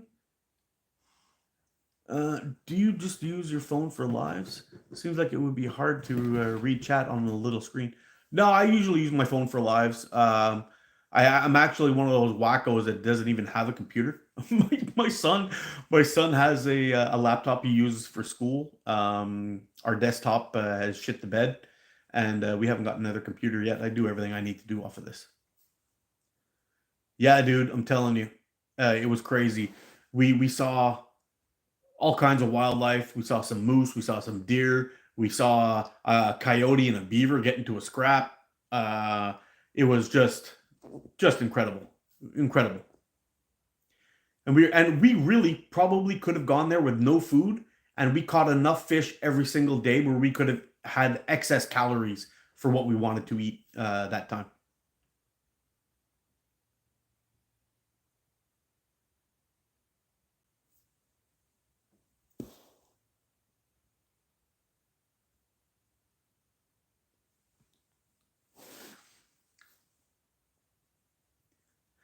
Yeah, man, coyote and beaver got into a scrap. So, well, we call them coyotes up here, but they're really hybrids. Everything that we have in the eastern side of Canada is a hybrid. All our coyotes are around 50 pounds. They're big boys. They're all mixed with wolves from overhunting of wolves. They had nothing left to breed with, and it was in that Algonquin Park region. Actually, if you follow the history of the eastern coyote, which is the coy wolf, like they call them, um, they all came from that region from being overhunted, and and sure enough, they spread all over the place. Like you see some places in the southern United States, they got these coyotes at around 30 pounds. We don't have those here. My dog's 30 pounds, and the coyotes that we have out in our area are around. They're like the size of German shepherds. They're pretty big. But sure enough, this beaver was swimming around in the area, and this coyote saw it, and the thing had balls and just jumped into the water and started swimming after the beaver, trying to catch it. And the beaver gave him one of those "not today, brothers." Turned around and chased that coyote right out. He was slapping his tail, chasing it around. The coyote went bolting up onto land, and when it got on land, the beaver followed it. The coyote turned around and tried to go back at the beaver, and the beaver swam back in the water, and the two of them had like this standoff. One was in the water, the other one was on land. They were kind of looking at each other for a minute, and they took off. I had it all going on my GoPro, but it was so far away you couldn't see anything. Oh, you're asking me about my shirt. Here, I'll show you my shirt. I am from Canada. And I'm a pissed off Canadian. So here, t-shirt says, "Welcome to Canada," right? And the back says, hopefully you're able to see that, it's "Free range human on a tax farm," because that's pretty much what I am, is just a piece of cattle to make some dipshit politician rich.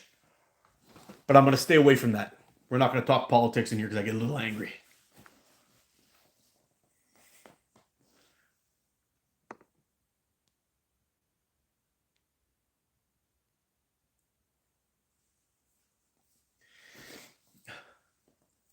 Love the glasses, bro. Yeah, these are my scientist glasses, man. When I get out and I start doing some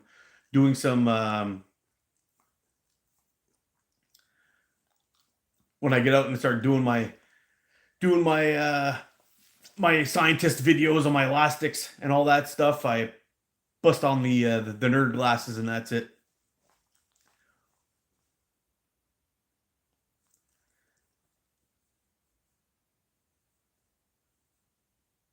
You got bitten by what? A coyote or a beaver? Either way, that's not good. Have to get, otherwise you will be down to chucking level. Visits on live.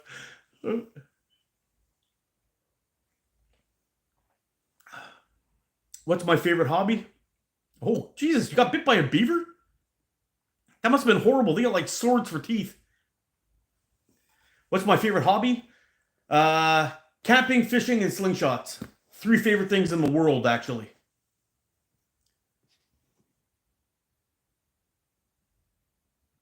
Black pink in your area. Wait, fake. Don't know what that means. I get a shout out. How you doing, Savannah? How to comment on t-shirt. Brilliant. Bye-bye. All this time.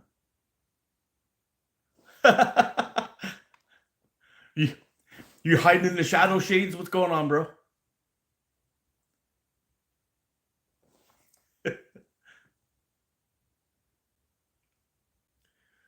am I drinking? This is coffee Lavazza Crema Gusto, my favorite stuff.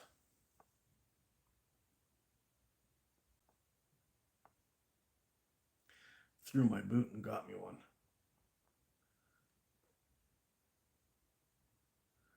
Holy crap. That must have hurt bad. Shout out to Evie, please. Hi, Evie. Wow.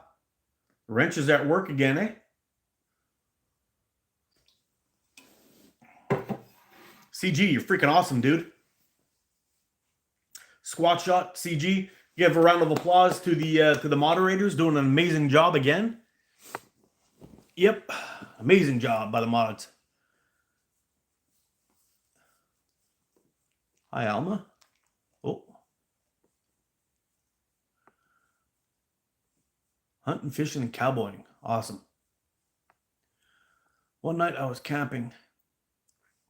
It was my ex-girlfriend at the time, and my dog. I packed a 4-person tent where I camp, and there's no big predators. Night falls, and we get done making catfish because I just go.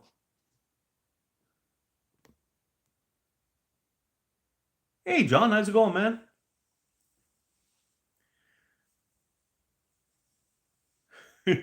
Drinking Black Rifle Kodiak. Okay, that's good stuff, man. I like Black Rifle coffee. It's a little bit expensive, but it's very, very good. It definitely didn't tickle. Yeah, they got some, they're kind of feisty, those things, eh? I was kind of shocked. Oh, they chopped down cherries with their face. I mean, it's got to be bad getting bit by a beaver.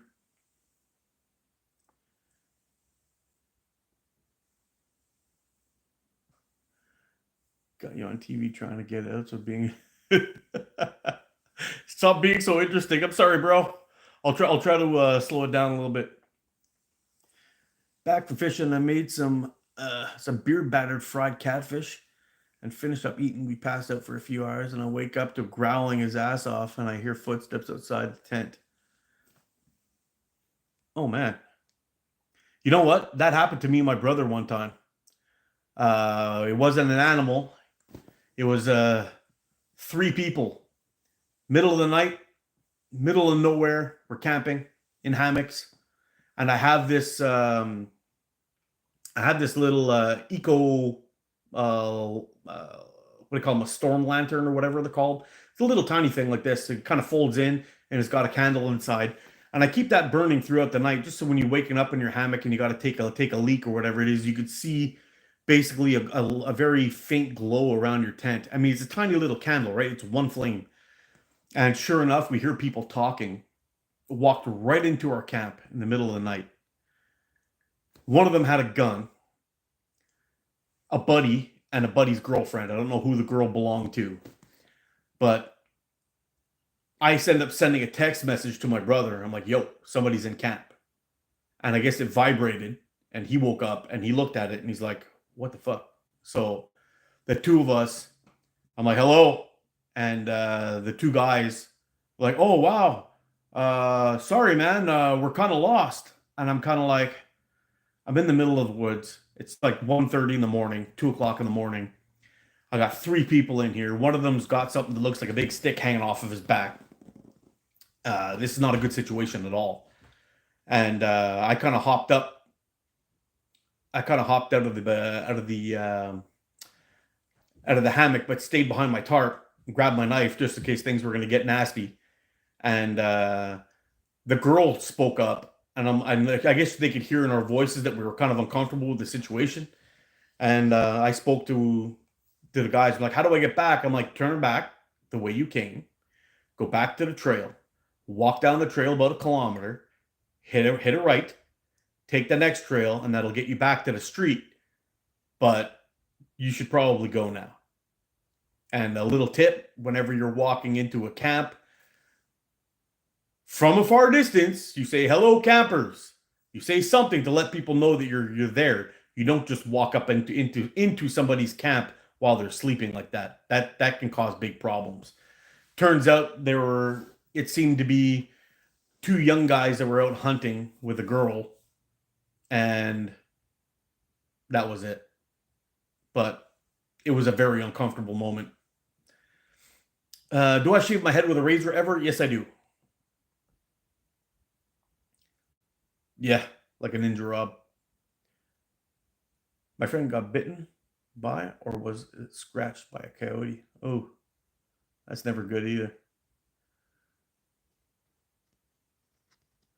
There's a fourth generation precise out called Cyan Green, 700% elongation. Just putting it out there. 5.5 push 11 millimeter steel to 700. Wow. In long draw. Okay. Yeah, that makes sense. With a wide taper. Hi, Mike. I'm a huge fan. Love your videos. My name is Mark, but close enough. Chad the Ninja Man. Antibiotics were worse than the bite, I bet. Hey, Mike. Welcome back, buddy. I scratched a coyote once. It got sick. Oh, man. John, you got some explaining to do, brother. The footsteps were heavy, and I got called out to see if it was a person. Nobody answered. Whatever it was, it like lurched at me through the tent. So I pulled up my gun. Oh, Jesus. Protect my fire one round and opened the tent flap, and nothing was there. Just next to the morning, there were footprints of an animal prints outside though. Oh, Jesus.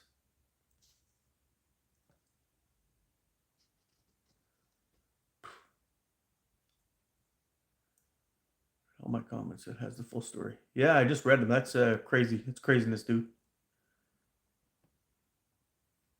Matt Riley. Yep, big lad.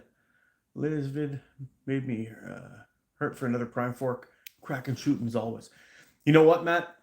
I'm not entirely sure just yet if I was just having a good day 2 days in a row, or that frame is something special. One of my favorite shooters though is a Titan Hunter, and the shapes of both these frames are very similar. Obviously the Centurion has a different handle shape down at the bottom. The Titan Hunter's got more of a rounded bottom to it. But man, I'm telling you, really, really good. I really enjoyed that frame, and it was one of the easier videos I've had to put together, where everything was just like no warm up, just got right into it, and it was like, holy crap, man, this is great. And I just started shooting, and I was blowing my mind. It was crazy. It's been a while since I had one of those days where it feels like you can't really miss, you know. And I know I had a couple of misses in the video, which is nothing out of the normal, but it was just great shooting all the way around. Felt great.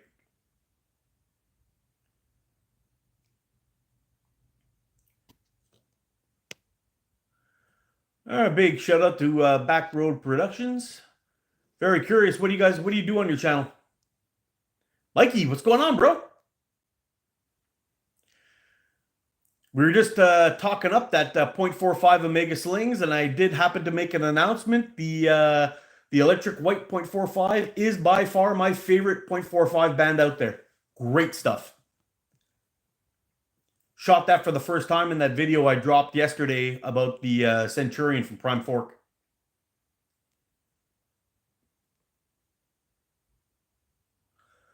Oh, Squatch is asking difficult questions. Which Prime Fork is my favorite? Well,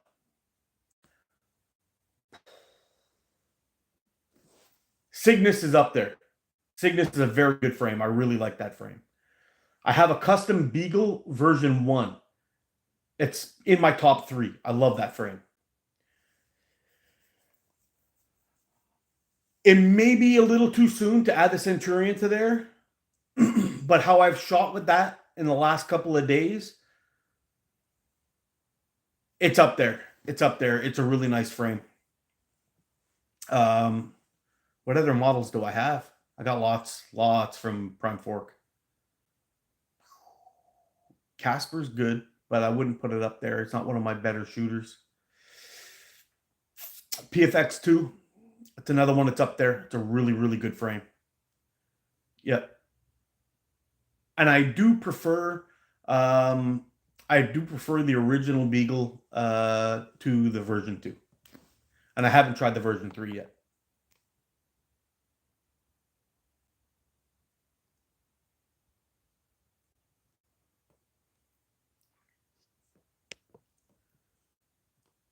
I like the Titan Hunt. Yeah, me too, man. It's one of my favorites, if not my favorite. What's my favorite color? Oh, probably green.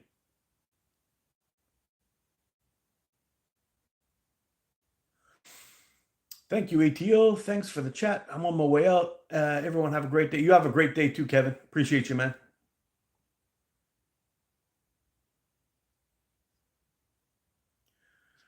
There really, you know what, Matt? Here, Matt, right here. There's something really special about Prime Fork.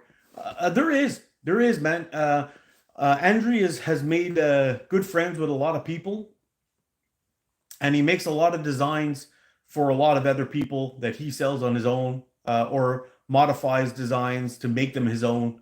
And he's also a shooter himself, so he knows really what works and what's a good design and how to lock a frame in and all that stuff.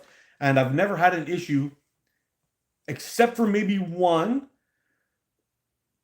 The Hyper Hunter, I would say, is probably, it's a great EDC frame, very small, light, slides in and out of a pocket. All those things are great, but it doesn't lock into the hand as good as the rest of his frames do. But just about everything he makes is a frame that gets in your hand and stays in your hand, and that's a big deal. He does some great stuff, and he's also great to deal with. Andrew's the man. Just woke up. Wow, lucky. What's up, farm boy? I've got a companion frame. Yeah, me too, buddy. The companion and the Titan Hunter and the medium Titan Hunter, the original. I love those two frames. Going to band up my USMC Venom with some 0.5 Omega Electric White. You're going to love that stuff. I love it. Great bands. PFT and PFTS for me. Oh. Yo, CG's gone serial killer on those trolls, man. You see that? Wow. Oh. Thanks, Mark, for the Sunday lives. Thanks for stopping in, Low Slinger. Are you sticking around, or are you boogieing? Hallelujah. All fall short of God's glory and struggle with their sins and problems. But thanks be to God. We are saved by works is 100% trusting Jesus as the Savior finished the work of all the cross. Okay. Omega crush it with their latex. Yeah, they really did. They really, really did. Do you have any animals? Yes, I do. I got a dog. His name's Benny, and he's cool. Pain in the ass, but he's cool. Neon green, by the way. Hello, Canadian. Hello, Canadian back. Job, what's going on? Largo, how you doing, buddy? Do you have a pet or a favorite animal? I am a dog guy. I love dogs. I've had dogs my whole life, and I got one now.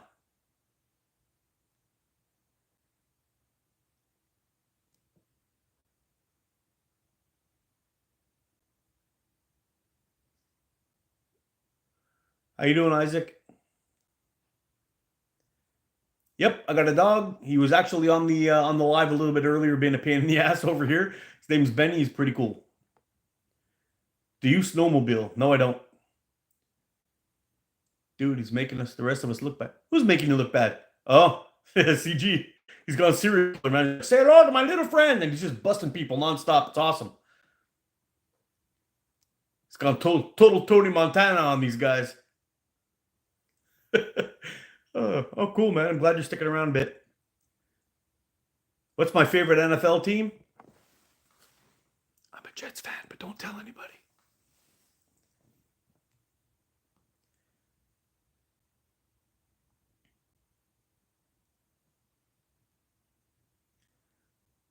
Namaste to you too, Cyan. Hope you're doing well. I hope you're having a good day. I'm always having a good day, Gojo.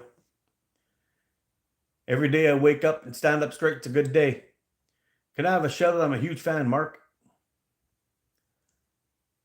No problem, Savannah. I thought I gave you a shout out already.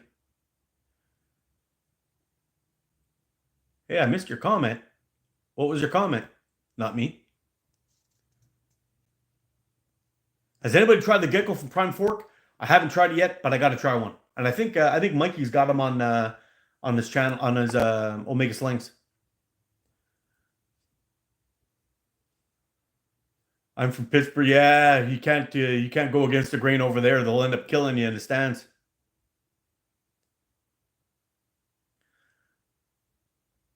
Slinger, Dinger, McBinger, gone.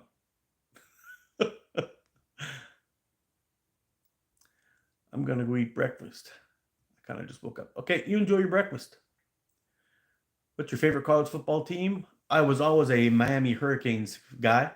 Loved the Hurricanes back in the day. Also liked Michigan Wolverines. No joke there, Mark.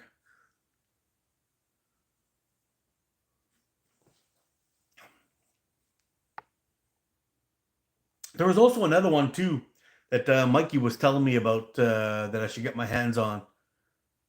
I think it was a sniper sling frame. Yeah, Mikey, help me out, brother.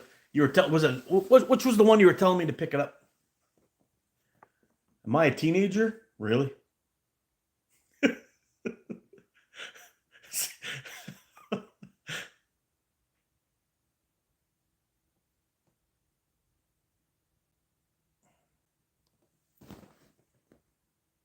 Hi, Natalie. How you doing?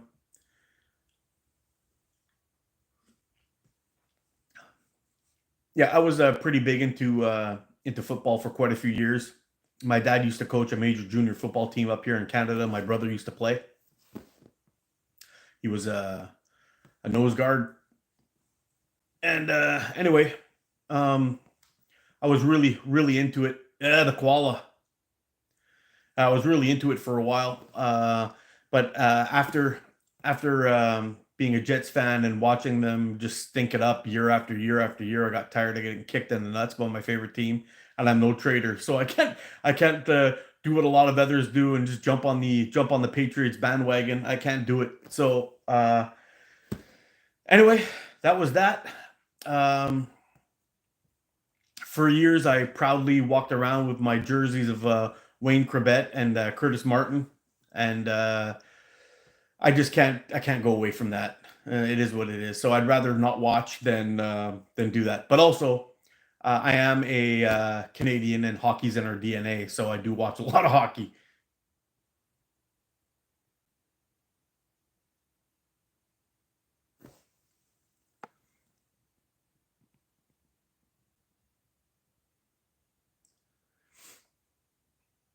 I want to order a match. Henry has Spitfire clip one. I got one coming, bro. I got one of those little fellas coming here. It's in the mail somewhere, and I can't wait till it gets here. It can't get here fast enough. If Mikey hopped on a Concorde jet and then flew it over to my house, rang my doorbell, and gave it to me right now, it still wouldn't be fast enough. I'm telling you. I did that shot, that short with it. I was outside just messing around with it, and I tried it one time, and I was telling JB that this thing it's a legit slingshot. And so many times I got people saying, oh, I don't have the money to buy a great slingshot and this and that. And I'm like, dude, you don't need that much money to get started on a slingshot. You could easily buy one of those Poly Spitfires and do good shooting with it. And the first time I received that slingshot, I went outside and I shot it in the yard, and I hit 5 or 6 consecutive shots in my first shot with that frame without ever even holding it in my hand with a band set on it before. So I was like, ooh, there's something special to this. And I'd been shooting it a little bit. And I'm like, you know what? I'm ordering one of those slingshots. So I went out. I ordered that Spitfire, that Micarta Spitfire from them. It was on the way, and I decided, I'm going to go do a video, because it's important that I let people know that that if you're just getting started, you don't need to spend $300 on a slingshot to get something good. The design is what matters, not the materials. Once you've got your frame set up, it would be a deal. And I wish like the Leighton guys or whoever it is they got making these slingshots for Omega Slings would make these guys with some clips. Those Spitfires with clips straight up like that, it makes a big difference for new people to get out and set up those things up. Tightening up a screw, in my opinion anyway, is less complicated than trying to do the wrap and tuck and get your bands all lined up properly in the beginning when you're starting out. But I'll tell you, that band, that Spitfire just can't get here quick enough, and I can't wait to get that thing over here and start really getting to know it.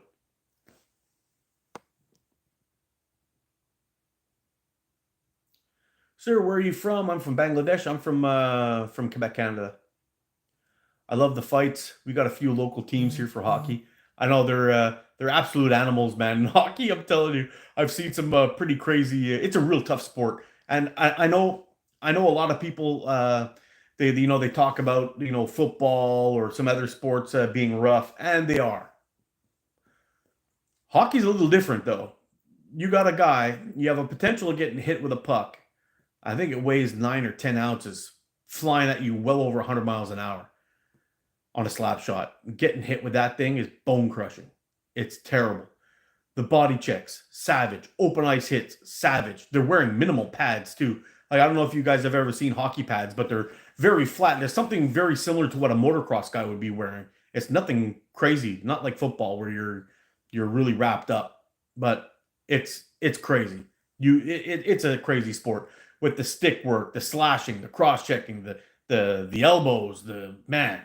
Savage sport. Love it.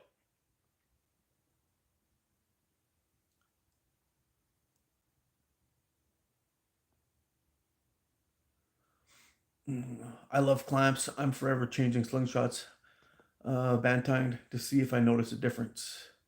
Hockey is the best. I wish it was. I wish it was big here. I used to play when I was a young boy. Hockey's a lot of fun. I mean, when I was growing up in my old area, I should probably do that. Actually, that'd be a cool video. A get to know ATO video. Maybe you'll start to understand me a little bit more where I grew up. But I used to live in a project basically when I was growing up, and it was a rough area. We had some crazy crap going on there, but right behind my house, I used to walk out my apartment building, come out the door, and I'd cross a parking lot and land right into a hockey rink. And we used to have these brutal ice hockey pickup games where things would just get savage. We had the French against the English, and if anybody who knows living in Quebec um, or knows the situation here, that gets pretty heated, and it was pretty crazy. We had a lot of fun. We had a lot of fun playing out there. Yeah, puck is crazy hard, man.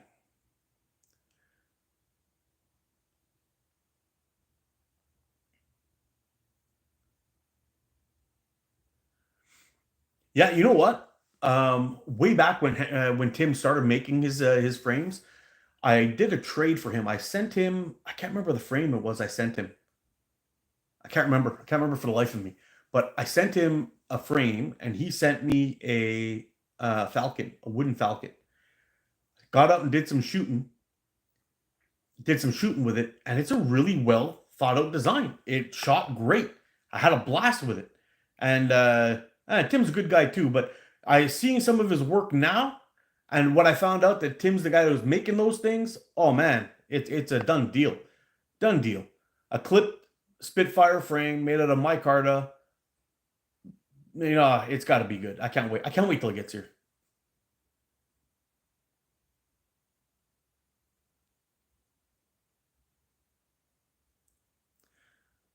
What do we got here? Hockey seems to be like the UK soccer fans. Yeah, I don't know if we're quite that bad. I remember one time it was my brother-in-law's birthday, and we took him to this place called Kelly's Pub. There's an Irish pub that's out near our area, and Manchester United was playing against Arsenal. And my brother-in-law used to play pro soccer, and or football if you're over there. But he ended up we ended up taking a whole bunch of people to this Irish pub to go watch the game for his birthday. And one of his best friends was a Manchester guy, and Kwame was a Arsenal guy. And sure enough, Arsenal was beating Manchester. And one guy said, "Oh man, it's over." The guy who was a Manchester fan, and the crowd turned on us. We almost wound up in a brawl in the bar over a soccer game for a guy who was a fan of the team that was losing. It was ridiculous. Well, all we heard was "fuck you, mate," and all kinds of shit. Next thing you know, people were on the phones and people started showing up, and it was like, "Oh, buddy, this is about to get ugly." Yeah, all that over a soccer game. Hockey can get pretty bad too. I was at a game one time where Montreal Canadiens were playing against the Canucks, and a fist fight broke out like 3 rows under us, and some guy got tossed down, down the stairs, and landed on a whole bunch of people, just tumbling his whole way down. I don't know how he didn't stop, but he just kept going. Well, 6 or 8 rows he went down. He tumbled down the actual stairs, not the stairs, but the actual seats. He just kept on flopping all the way down. It was crazy. I think people just kept on tossing him. You don't come over and heckle people in Montreal when you're a fan from out of province. It didn't go well for him.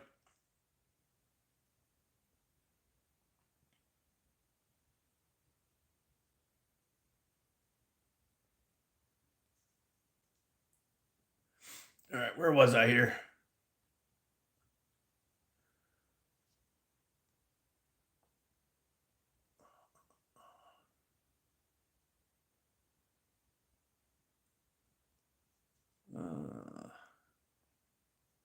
So sad about the Rangers lost the game last night. Tied 30 seconds left, but lost in the shoot. Oh, that sucks. Didziz. How you doing, buddy? Hopefully got your name right there. What I miss, I was telling my grandpa about your camping story and my camping stories. Oh, we're just chatting sports and all kinds of things, just out here, just shooting the shit, buddy. Bush Camp Dad. Tomorrow I get my new Scout X, and I'm very excited. I bet. Are you from Canada? Yes, sir, I am. Have you ever went to a Chiefs game? No, never been. Hola, Itio Castillo. How you doing, my friend? Crazy Heady 12. Can you please give me a shout out? There's your shout out, Crazy Heady 12. Hit that thumbs up button for me. I'd appreciate the love. Millions rule. How you doing, buddy? Minions. Sorry. What's going on, bro? K3. How you doing? What's your best or most memorable shot you've ever... The best or most memorable shot I've ever taken. Damien, how you doing, bro? I can't remember what video it was. It was either the review for the Enzo, or it was... Hey, buddy, there you go. There you go. You cozy, buddy. You cozy. It was either the Enzo review, or it was budget frame video. But I took a bottle cap and I stuck a little stick inside of it, so I was hanging it. Directly in front of it was a log with a 4-inch hole in it. And I had the stick back about a foot or foot and a half. And then the ground dropped down into like a big ditch that went down to a little river in the bottom, and I was standing on the other side of that, and I took my shot. I had to thread the needle through the hole of the wood of the log, and then hit the cap off. And I had my camera my phone set up on one side, and my camera in behind me, and I nailed that thing. That was probably the toughest shot I've ever had to shoot, and it was a lot of fun. It took a lot of like body positioning to be able to find the line right through, so I was able to see the bottle cap. But because it was far behind it, the arc of the shot had to kind of come in right at the top to actually make contact with the bottle cap at the bottom. It was far more complicated than it seemed, but that was my favorite shot.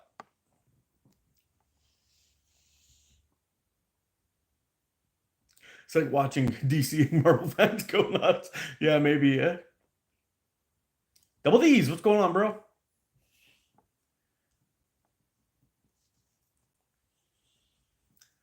About ice hockey, I hope this year, World Championship, we win Canada. I don't think it'll happen, though. I don't know. Canada's been stinking it up the last couple of years, considering it's our national sport. We should be doing better. We should have more championships up here. But we only have a few teams, so it makes sense. What other slingshots you put in your top 5? So, Titan Hunter, medium Titan Hunter from Catapult Carnage. We'll start with that one. We got the Cygnus from Prime Fork. We got the Beagle from Prime Fork. We've got the Wasp Venator. And what would be the last one? Oh, it's the Enlivener from Sniper Sling. And I don't know where you put all those. Titan Hunter or the Beagle's probably 1 and 2, and you can switch them back and forth. And the rest of them, you can shuffle them around anywhere you want, but I love those frames. And I've gotten quite a few other slingshots now that I probably couldn't, that are in my forever collection that could probably go in and out of some of the other ones.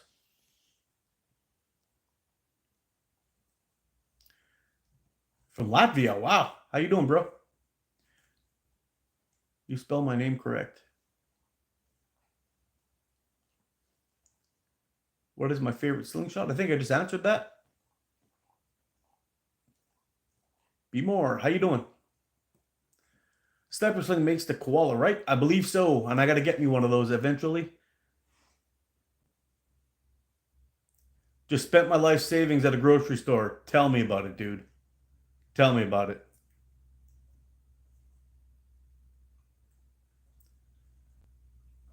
Which is the best 0.8 elastic? Probably my favorite is 100%. I really, really like that 0.8 elastic, but I think it's changed since the last time I tried it.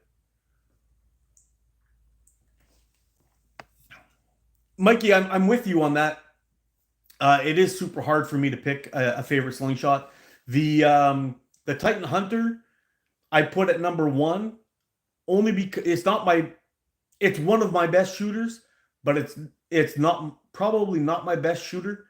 I put it up there because it has a sentimental meaning for me too. If I bought another Titan Hunter, I don't think it would be as important to me as the one I have currently. Amelia, what are we doing? We're just chatting about slingshots and a bunch of other stuff, from sports to camping to, all kinds of things. But absolutely, I picking a favorite is really tough. I've got a forever collection of slingshots that I love, but picking one that I couldn't really go without, I'd probably pick the Titan Hunter because of my sentimental reasons.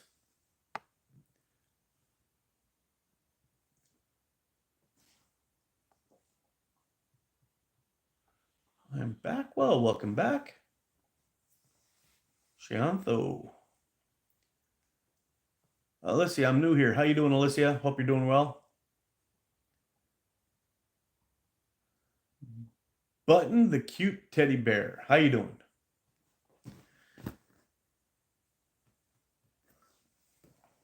We've been at it for a minute. Yeah. I think I got about 20 more minutes in me, guys. And then I'll have to wrap it up. Yes, the forever section. Yeah, those slingshots are I got a bunch of them that are in my list that I can't really go without. There's a bunch of them that are really nice. Lone Slinger, the Gecker was fabulous frame. For brace grip, locks in the hand, real nice. Oh, very cool. It's another one I'm gonna have to put on the list. You're killing me, bro. Good, but I don't feel well. Oh, sorry to hear that, Alicia. Hope you feel better soon.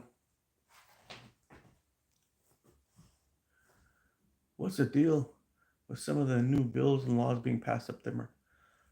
Double D's. Dude, I got to tell you, there's a few things that have been passed. We've got our carbon tax, which is basically a slush fund for crooked prick and politicians. So that started. So that's why all of our prices for food and gas and heating and everything goes up. So basically all a carbon tax is a way to tax everything. Number 2, we have our, what's up, bro? You all right? Number 2 is the, okay, buddy. No. You got to back up. You're just trying to steal things. Yes, I know you. Number 2 is the, basically a censorship law, which is called C11, where they can go ahead. Okay, no, get out of here, dude. Here, cozy, right here. Which is basically a censorship law that that allows the CRTC, which is the governing body that basically controls all TV and media, to say that what you can watch. So that's why all the companies like Facebook and Instagram and Twitter and all these things aren't allowed to show any news channels anymore. They're not allowed to see them. So they said, oh yeah, if you're going to block this, then we block all of it, and that's it. Because the government's idea was, no, you only get to hear the news from us. Anybody else who has something else to say is going to get blocked. So that's what they started. And sure enough, they're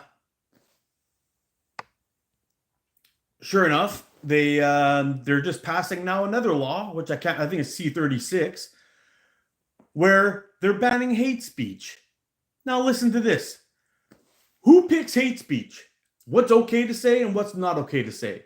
And they're trying to claim it's for the children, but it's not for the children. It's just a way to control the speech and the narrative of everybody else who's talking. So this is coming from the same government that's going to allow children at the age of consent, which is 14 here, to walk into a doctor's office and kill themselves. That's okay. You can take a kid that's 14 or 15 years old who's going to walk into a doctor's office and cut off their body parts or take hormone blockers. That's okay. But if you call them an idiot or a douchebag, that's hate speech, and I can go to jail for that. You feel me here? So this is the law that they're trying to pass. Not only that, if you may be considered to be talking about hate speech in the future, they want to put you under home arrest. This is the liberal government that we're dealing with here in Canada. And I'm sorry, guys. I didn't want to get into this. I didn't want to get into this. I'm going to go bonkers. You see my face is getting red and everything. The anger is getting real. Smo, how you doing, bro? Yeah, they're going to try to lock us up for life for hate speech. And then some douchebag's going to get to choose who is hate speech or not. And it's probably going to be Trudeau and his gang of idiots. Anyway.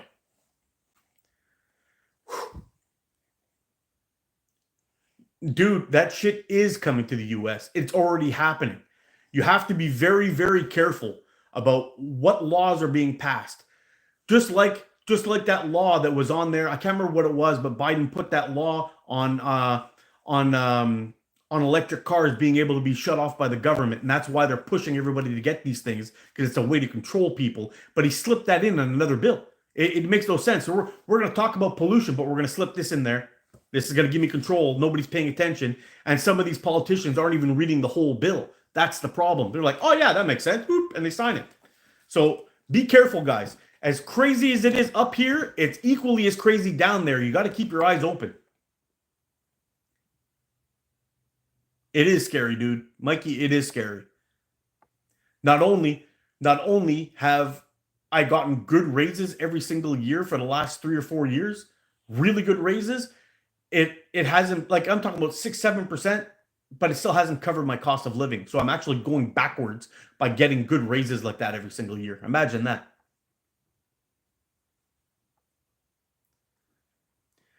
You know, Cross, they're talking about, I hear this online all the time about Americans giving up their guns. And, you know, everyone thinks that up in Canada, people just gave up their guns. They didn't. There's a lot of Canadians out here that have guns and all that stuff. Hunters and sport shooters and all that stuff to keep them. They've made it illegal for people to buy new guns here for handguns, for example. But those people that have those guns still have those guns. They have them still. They're not gone. They haven't been removed. They haven't sent the Gestapo to your house to pick them up. They've just been to the point where when you get old and die, you can't hand them off to anybody. That's what they've done. So the issue is that there's so many people out there that don't realize, let's say, for example, freedom of speech. Let's talk about this one real quick. Freedom of speech is super important, not just for the fact that you should be able to say what you want to say. It's not just that. When you start putting limits to speech, everything is fine and dandy when you're talking about something that you don't like. But eventually, it's going to come down to words that are important to you. Like, I've heard people talk about saying the word mother. Mother is offensive to some people. It should be birthing parent. That's horseshit. I have a mother. And if you're that soft to the point where everyone around you has to change their way of life, that's a problem. That's a problem.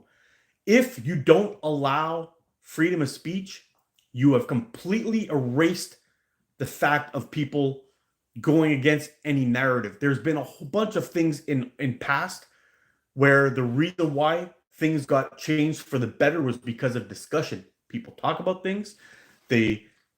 Some things change their mind in the good, some ways change their mind for the bad. But in the end, the quality of life should always start getting better for everybody if you have conversations that make sense.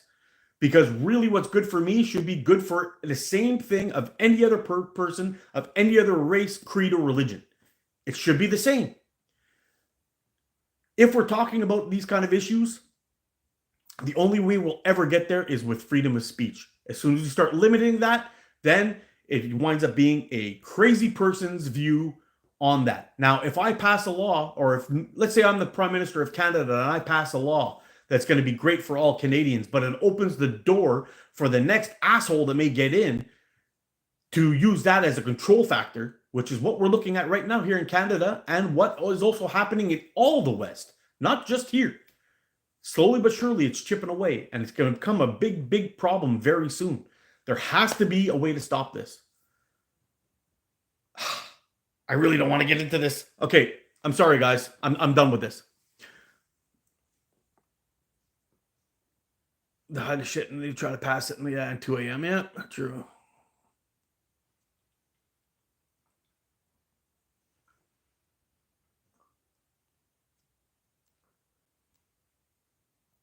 The law banning TikTok is the way they wanted to pass. I had no mention of it.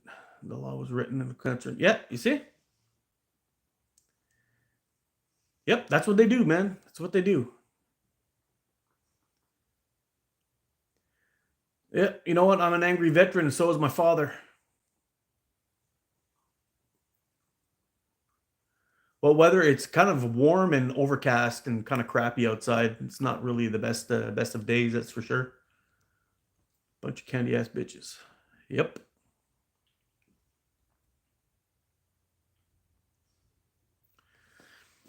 You're not only proving him a liar, you're only showing that you're afraid of what he has to say. Exactly. And you know what? I keep on hearing these other things too online, that Canada doesn't have freedom of speech. And even our own politicians are saying that. But you know what? We have a thing called freedom of expression, which means how you talk, your art, all of these things are involved in freedom of expression. You express yourself with your words. So if you have only freedom of speech, but you don't have freedom of sign, does that mean sign language people can't talk? No, it's a form of speech. It's a form of expression. This is what Canada has, and that's what it is.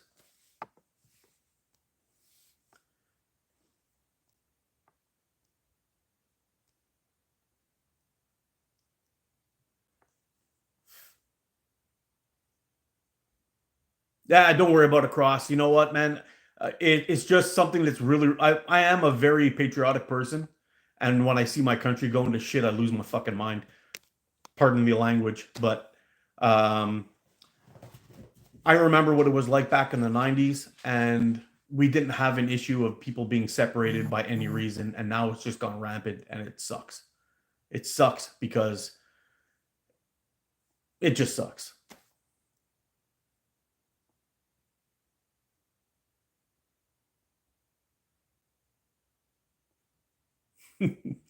I know, man. You know what? I was actually thinking D's Road here. Hi Mark, sorry, but that's some real talk, man. I was actually thinking of going on Rumble and just venting all my shit on there because I I don't want to do it here with you guys while we're having fun talking about positive things, and the world needs positivity and love, man. That's what it needs, and the people in power aren't allowing that.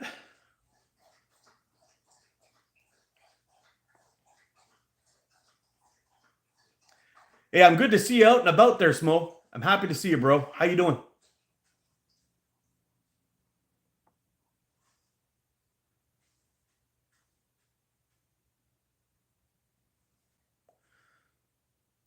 Smo, I really do hope I get a chance to come down and meet you one day, dude. You are an awesome dude. I've been a follower of your channel for a long time, and I'd really like to shake your hand in person. There's a lot of you actually that are out there like that, and you're definitely one of them, bro.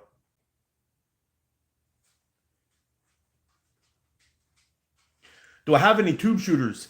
I had the PFTA, which I gave to my buddy Mike Hoggy. He has it.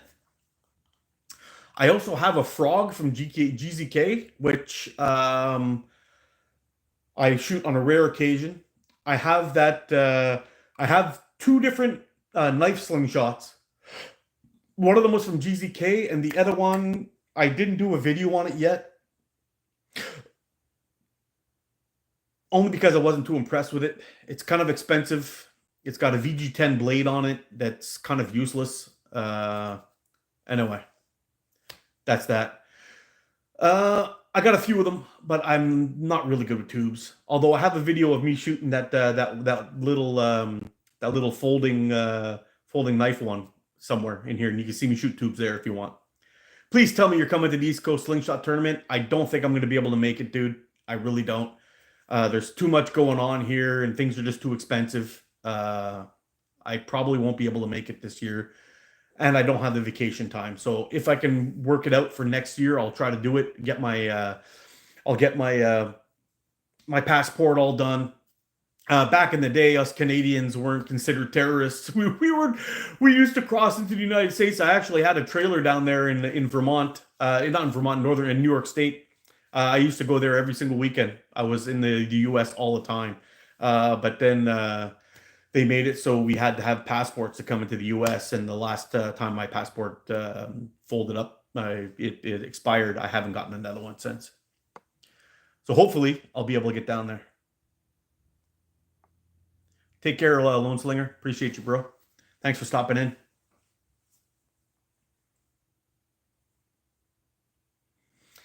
Yeah, so that's pretty much it, man. I'm sorry about the rant. Sorry about the rant, but that's it. I'm hoping once I get my new passport up there, we can start checking out some places for camping out there too. Actually, there's a couple of spots that a buddy of mine are going to be going this summer up in the what's that region in New York State. Anyway, they're going to be going there doing some camping there. Should be pretty cool. But I wouldn't mind getting up there too. It's should be a fun trip.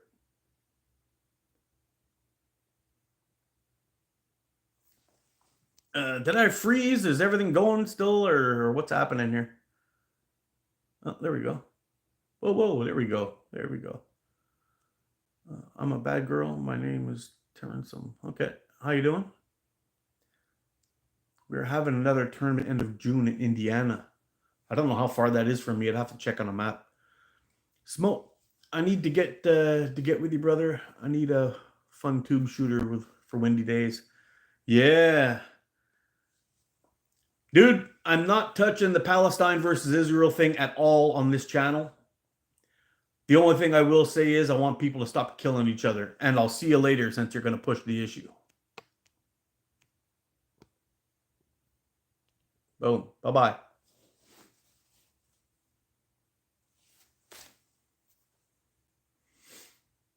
Yeah. Come out of the woodworks everywhere, eh, with this kind of stuff. Oh man.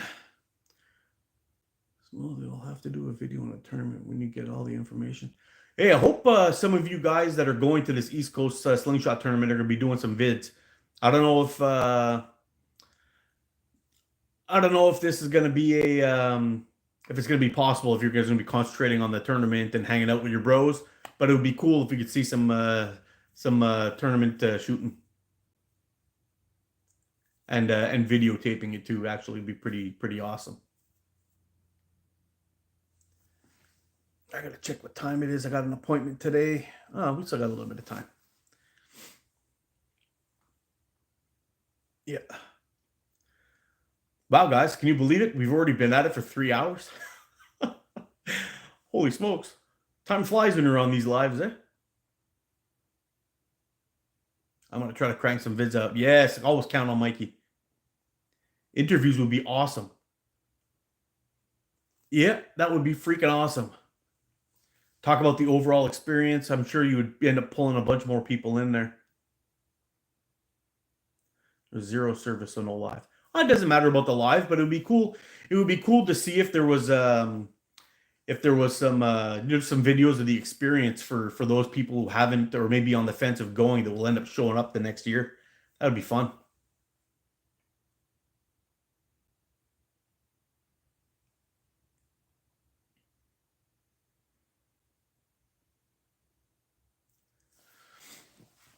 I guess many of you guys have already been to a tournament, right?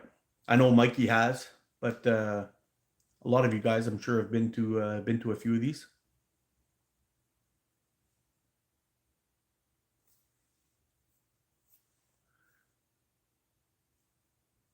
Fowler have his production crew there. Yeah.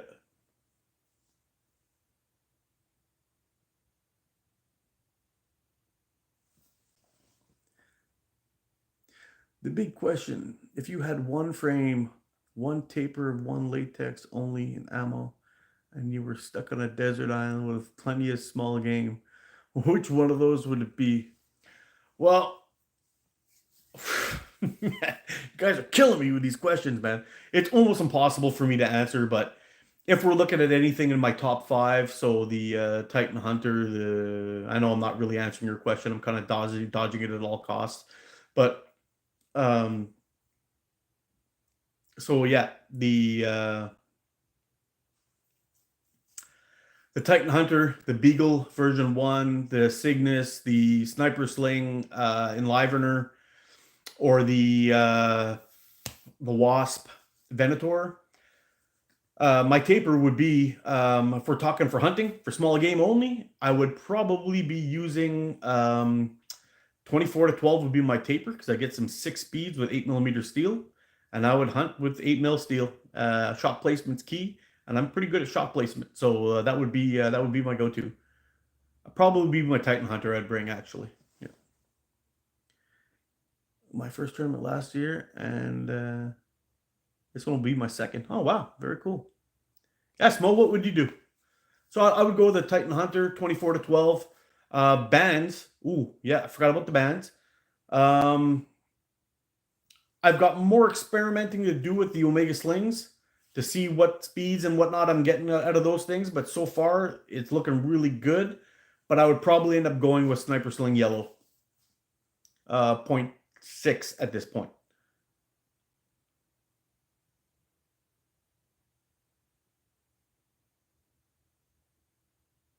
What's up, Warm? How you doing, buddy?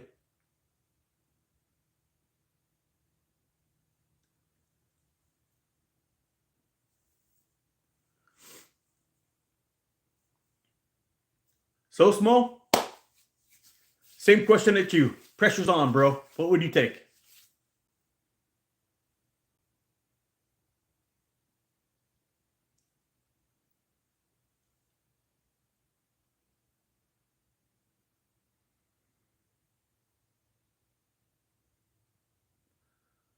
Aluminum Kodiak XL with 0.7 simple shot. Ooh, 24 to 15 with 11mm steel. Oh, Smo's bringing the big guns.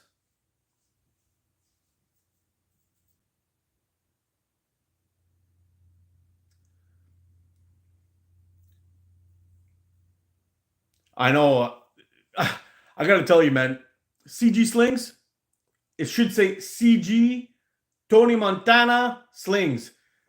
This guy says, say hello to my little friend, and just starts axing dudes, man. They're out of here. This guy's doing an amazing job. Cannonballs. Yes, sir.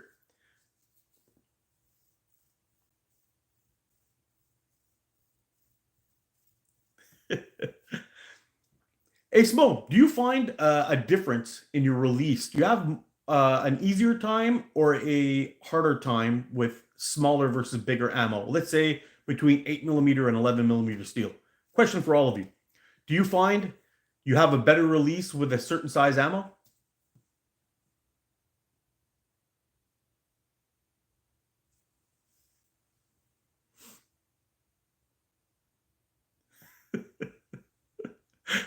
You know what? He even beat me to that dude. I just answered him. I'm like, yep, I'm going to get him. Boop. Nope, it's gone.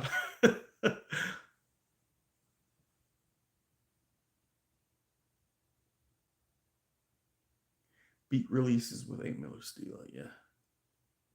Best release with 8mm steel. That's what I'm feeling too. I find when I go a little bit larger, like 11mm steel, even depending on the pouch I use, I like to use the GZK pit locating pouches for the 11mm steel. I find it's nice. If I go below 8mm steel, I have trouble, and if I go above 9.5mm steel, I have a little bit of trouble.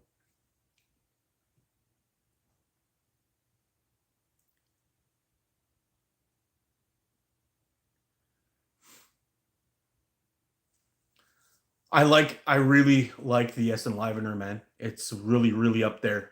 It's one of my favorite slingshots. It's beautiful to look at, and it shoots like a boss. I love it.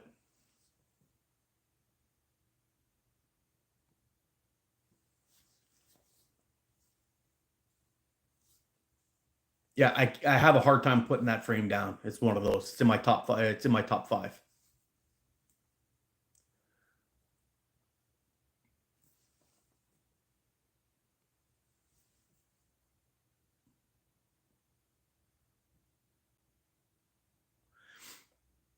Yeah, I'm with you on that, Smo. I don't aim so much when out hunting. I basically zoom in my brain into the head of the game and shoot. When hunting, I'd rather miss completely than hit and not kill. I'm 100% with you on that. Headshots all day, and if you miss, you miss, and that's the way to do about it. At least if you're aiming at the top of the head and you miss, you still hit the neck, and a lot of times that'll drop one. You don't think you've seen the S Enlivener? Oh man, I got a couple of videos of that frame. It's a beauty. I miss a lot when hunting.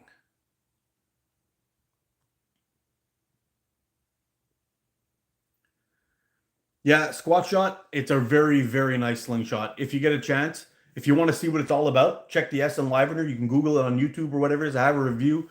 I do a close up with it. I do some shooting with it. It's a great slingshot. What's up? Hey, Lone Star, how's it going? I don't know how much longer I'm going to be around here, dude. I gotta hit the road very soon, but yep.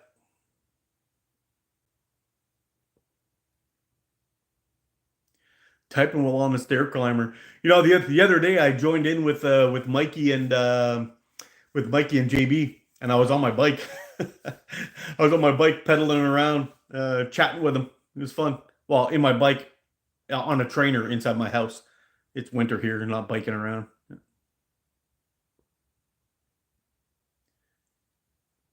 Hey, coin worker, what's going on, bro? Wild and Wired. Hi, ATO. Love your channel. Beagle or Spitfire from Ooh. Well, I'll tell you this. The Beagle is in my top 5. Okay. I have Beagle version 1, and you've probably seen that black one, that custom I had made by Andrew. That was pretty much built for my hand. The Spitfire is very close in shape to the Beagle. I'm sure I'm going to love the Spitfire. The Spitfire shoots great. I don't know. I think in the end, I'm not a huge fan of the Beagle version 2. It's a great slingshot. Don't get me wrong. I've got a video where I've done some of my best shooting where I compare the two versions, the Beagle and the Beagle 2. Did some great shooting with both of them. It's great stuff. But in between the Spitfire and the Beagle, I really can't answer that just yet. I don't have enough experience with the Spitfire. And I will say this, the Polyframe shoots fantastic, but it is a little bit slippy in the hand, and we'll see how it goes when the Micarta one shows up.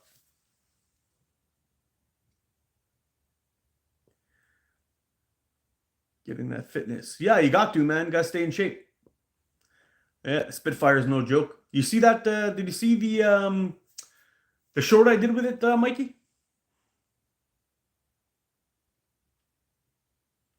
What do I think about Delta slingshots? I think Preston makes a great frame. I have the M35 Wasp, or M31. Sorry, M31 Wasp. Great slingshot. And Preston's a good dude too, man. No joke. And he's bringing something fresh to the slingshot designs, which is kind of nice.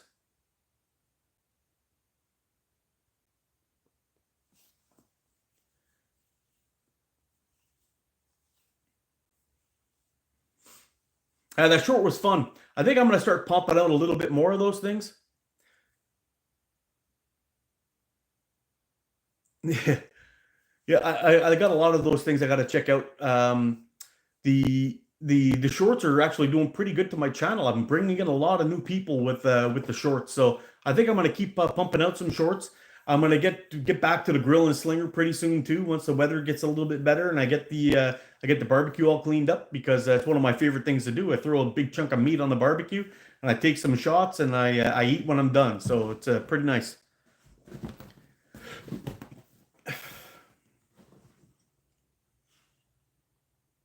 Should be fun.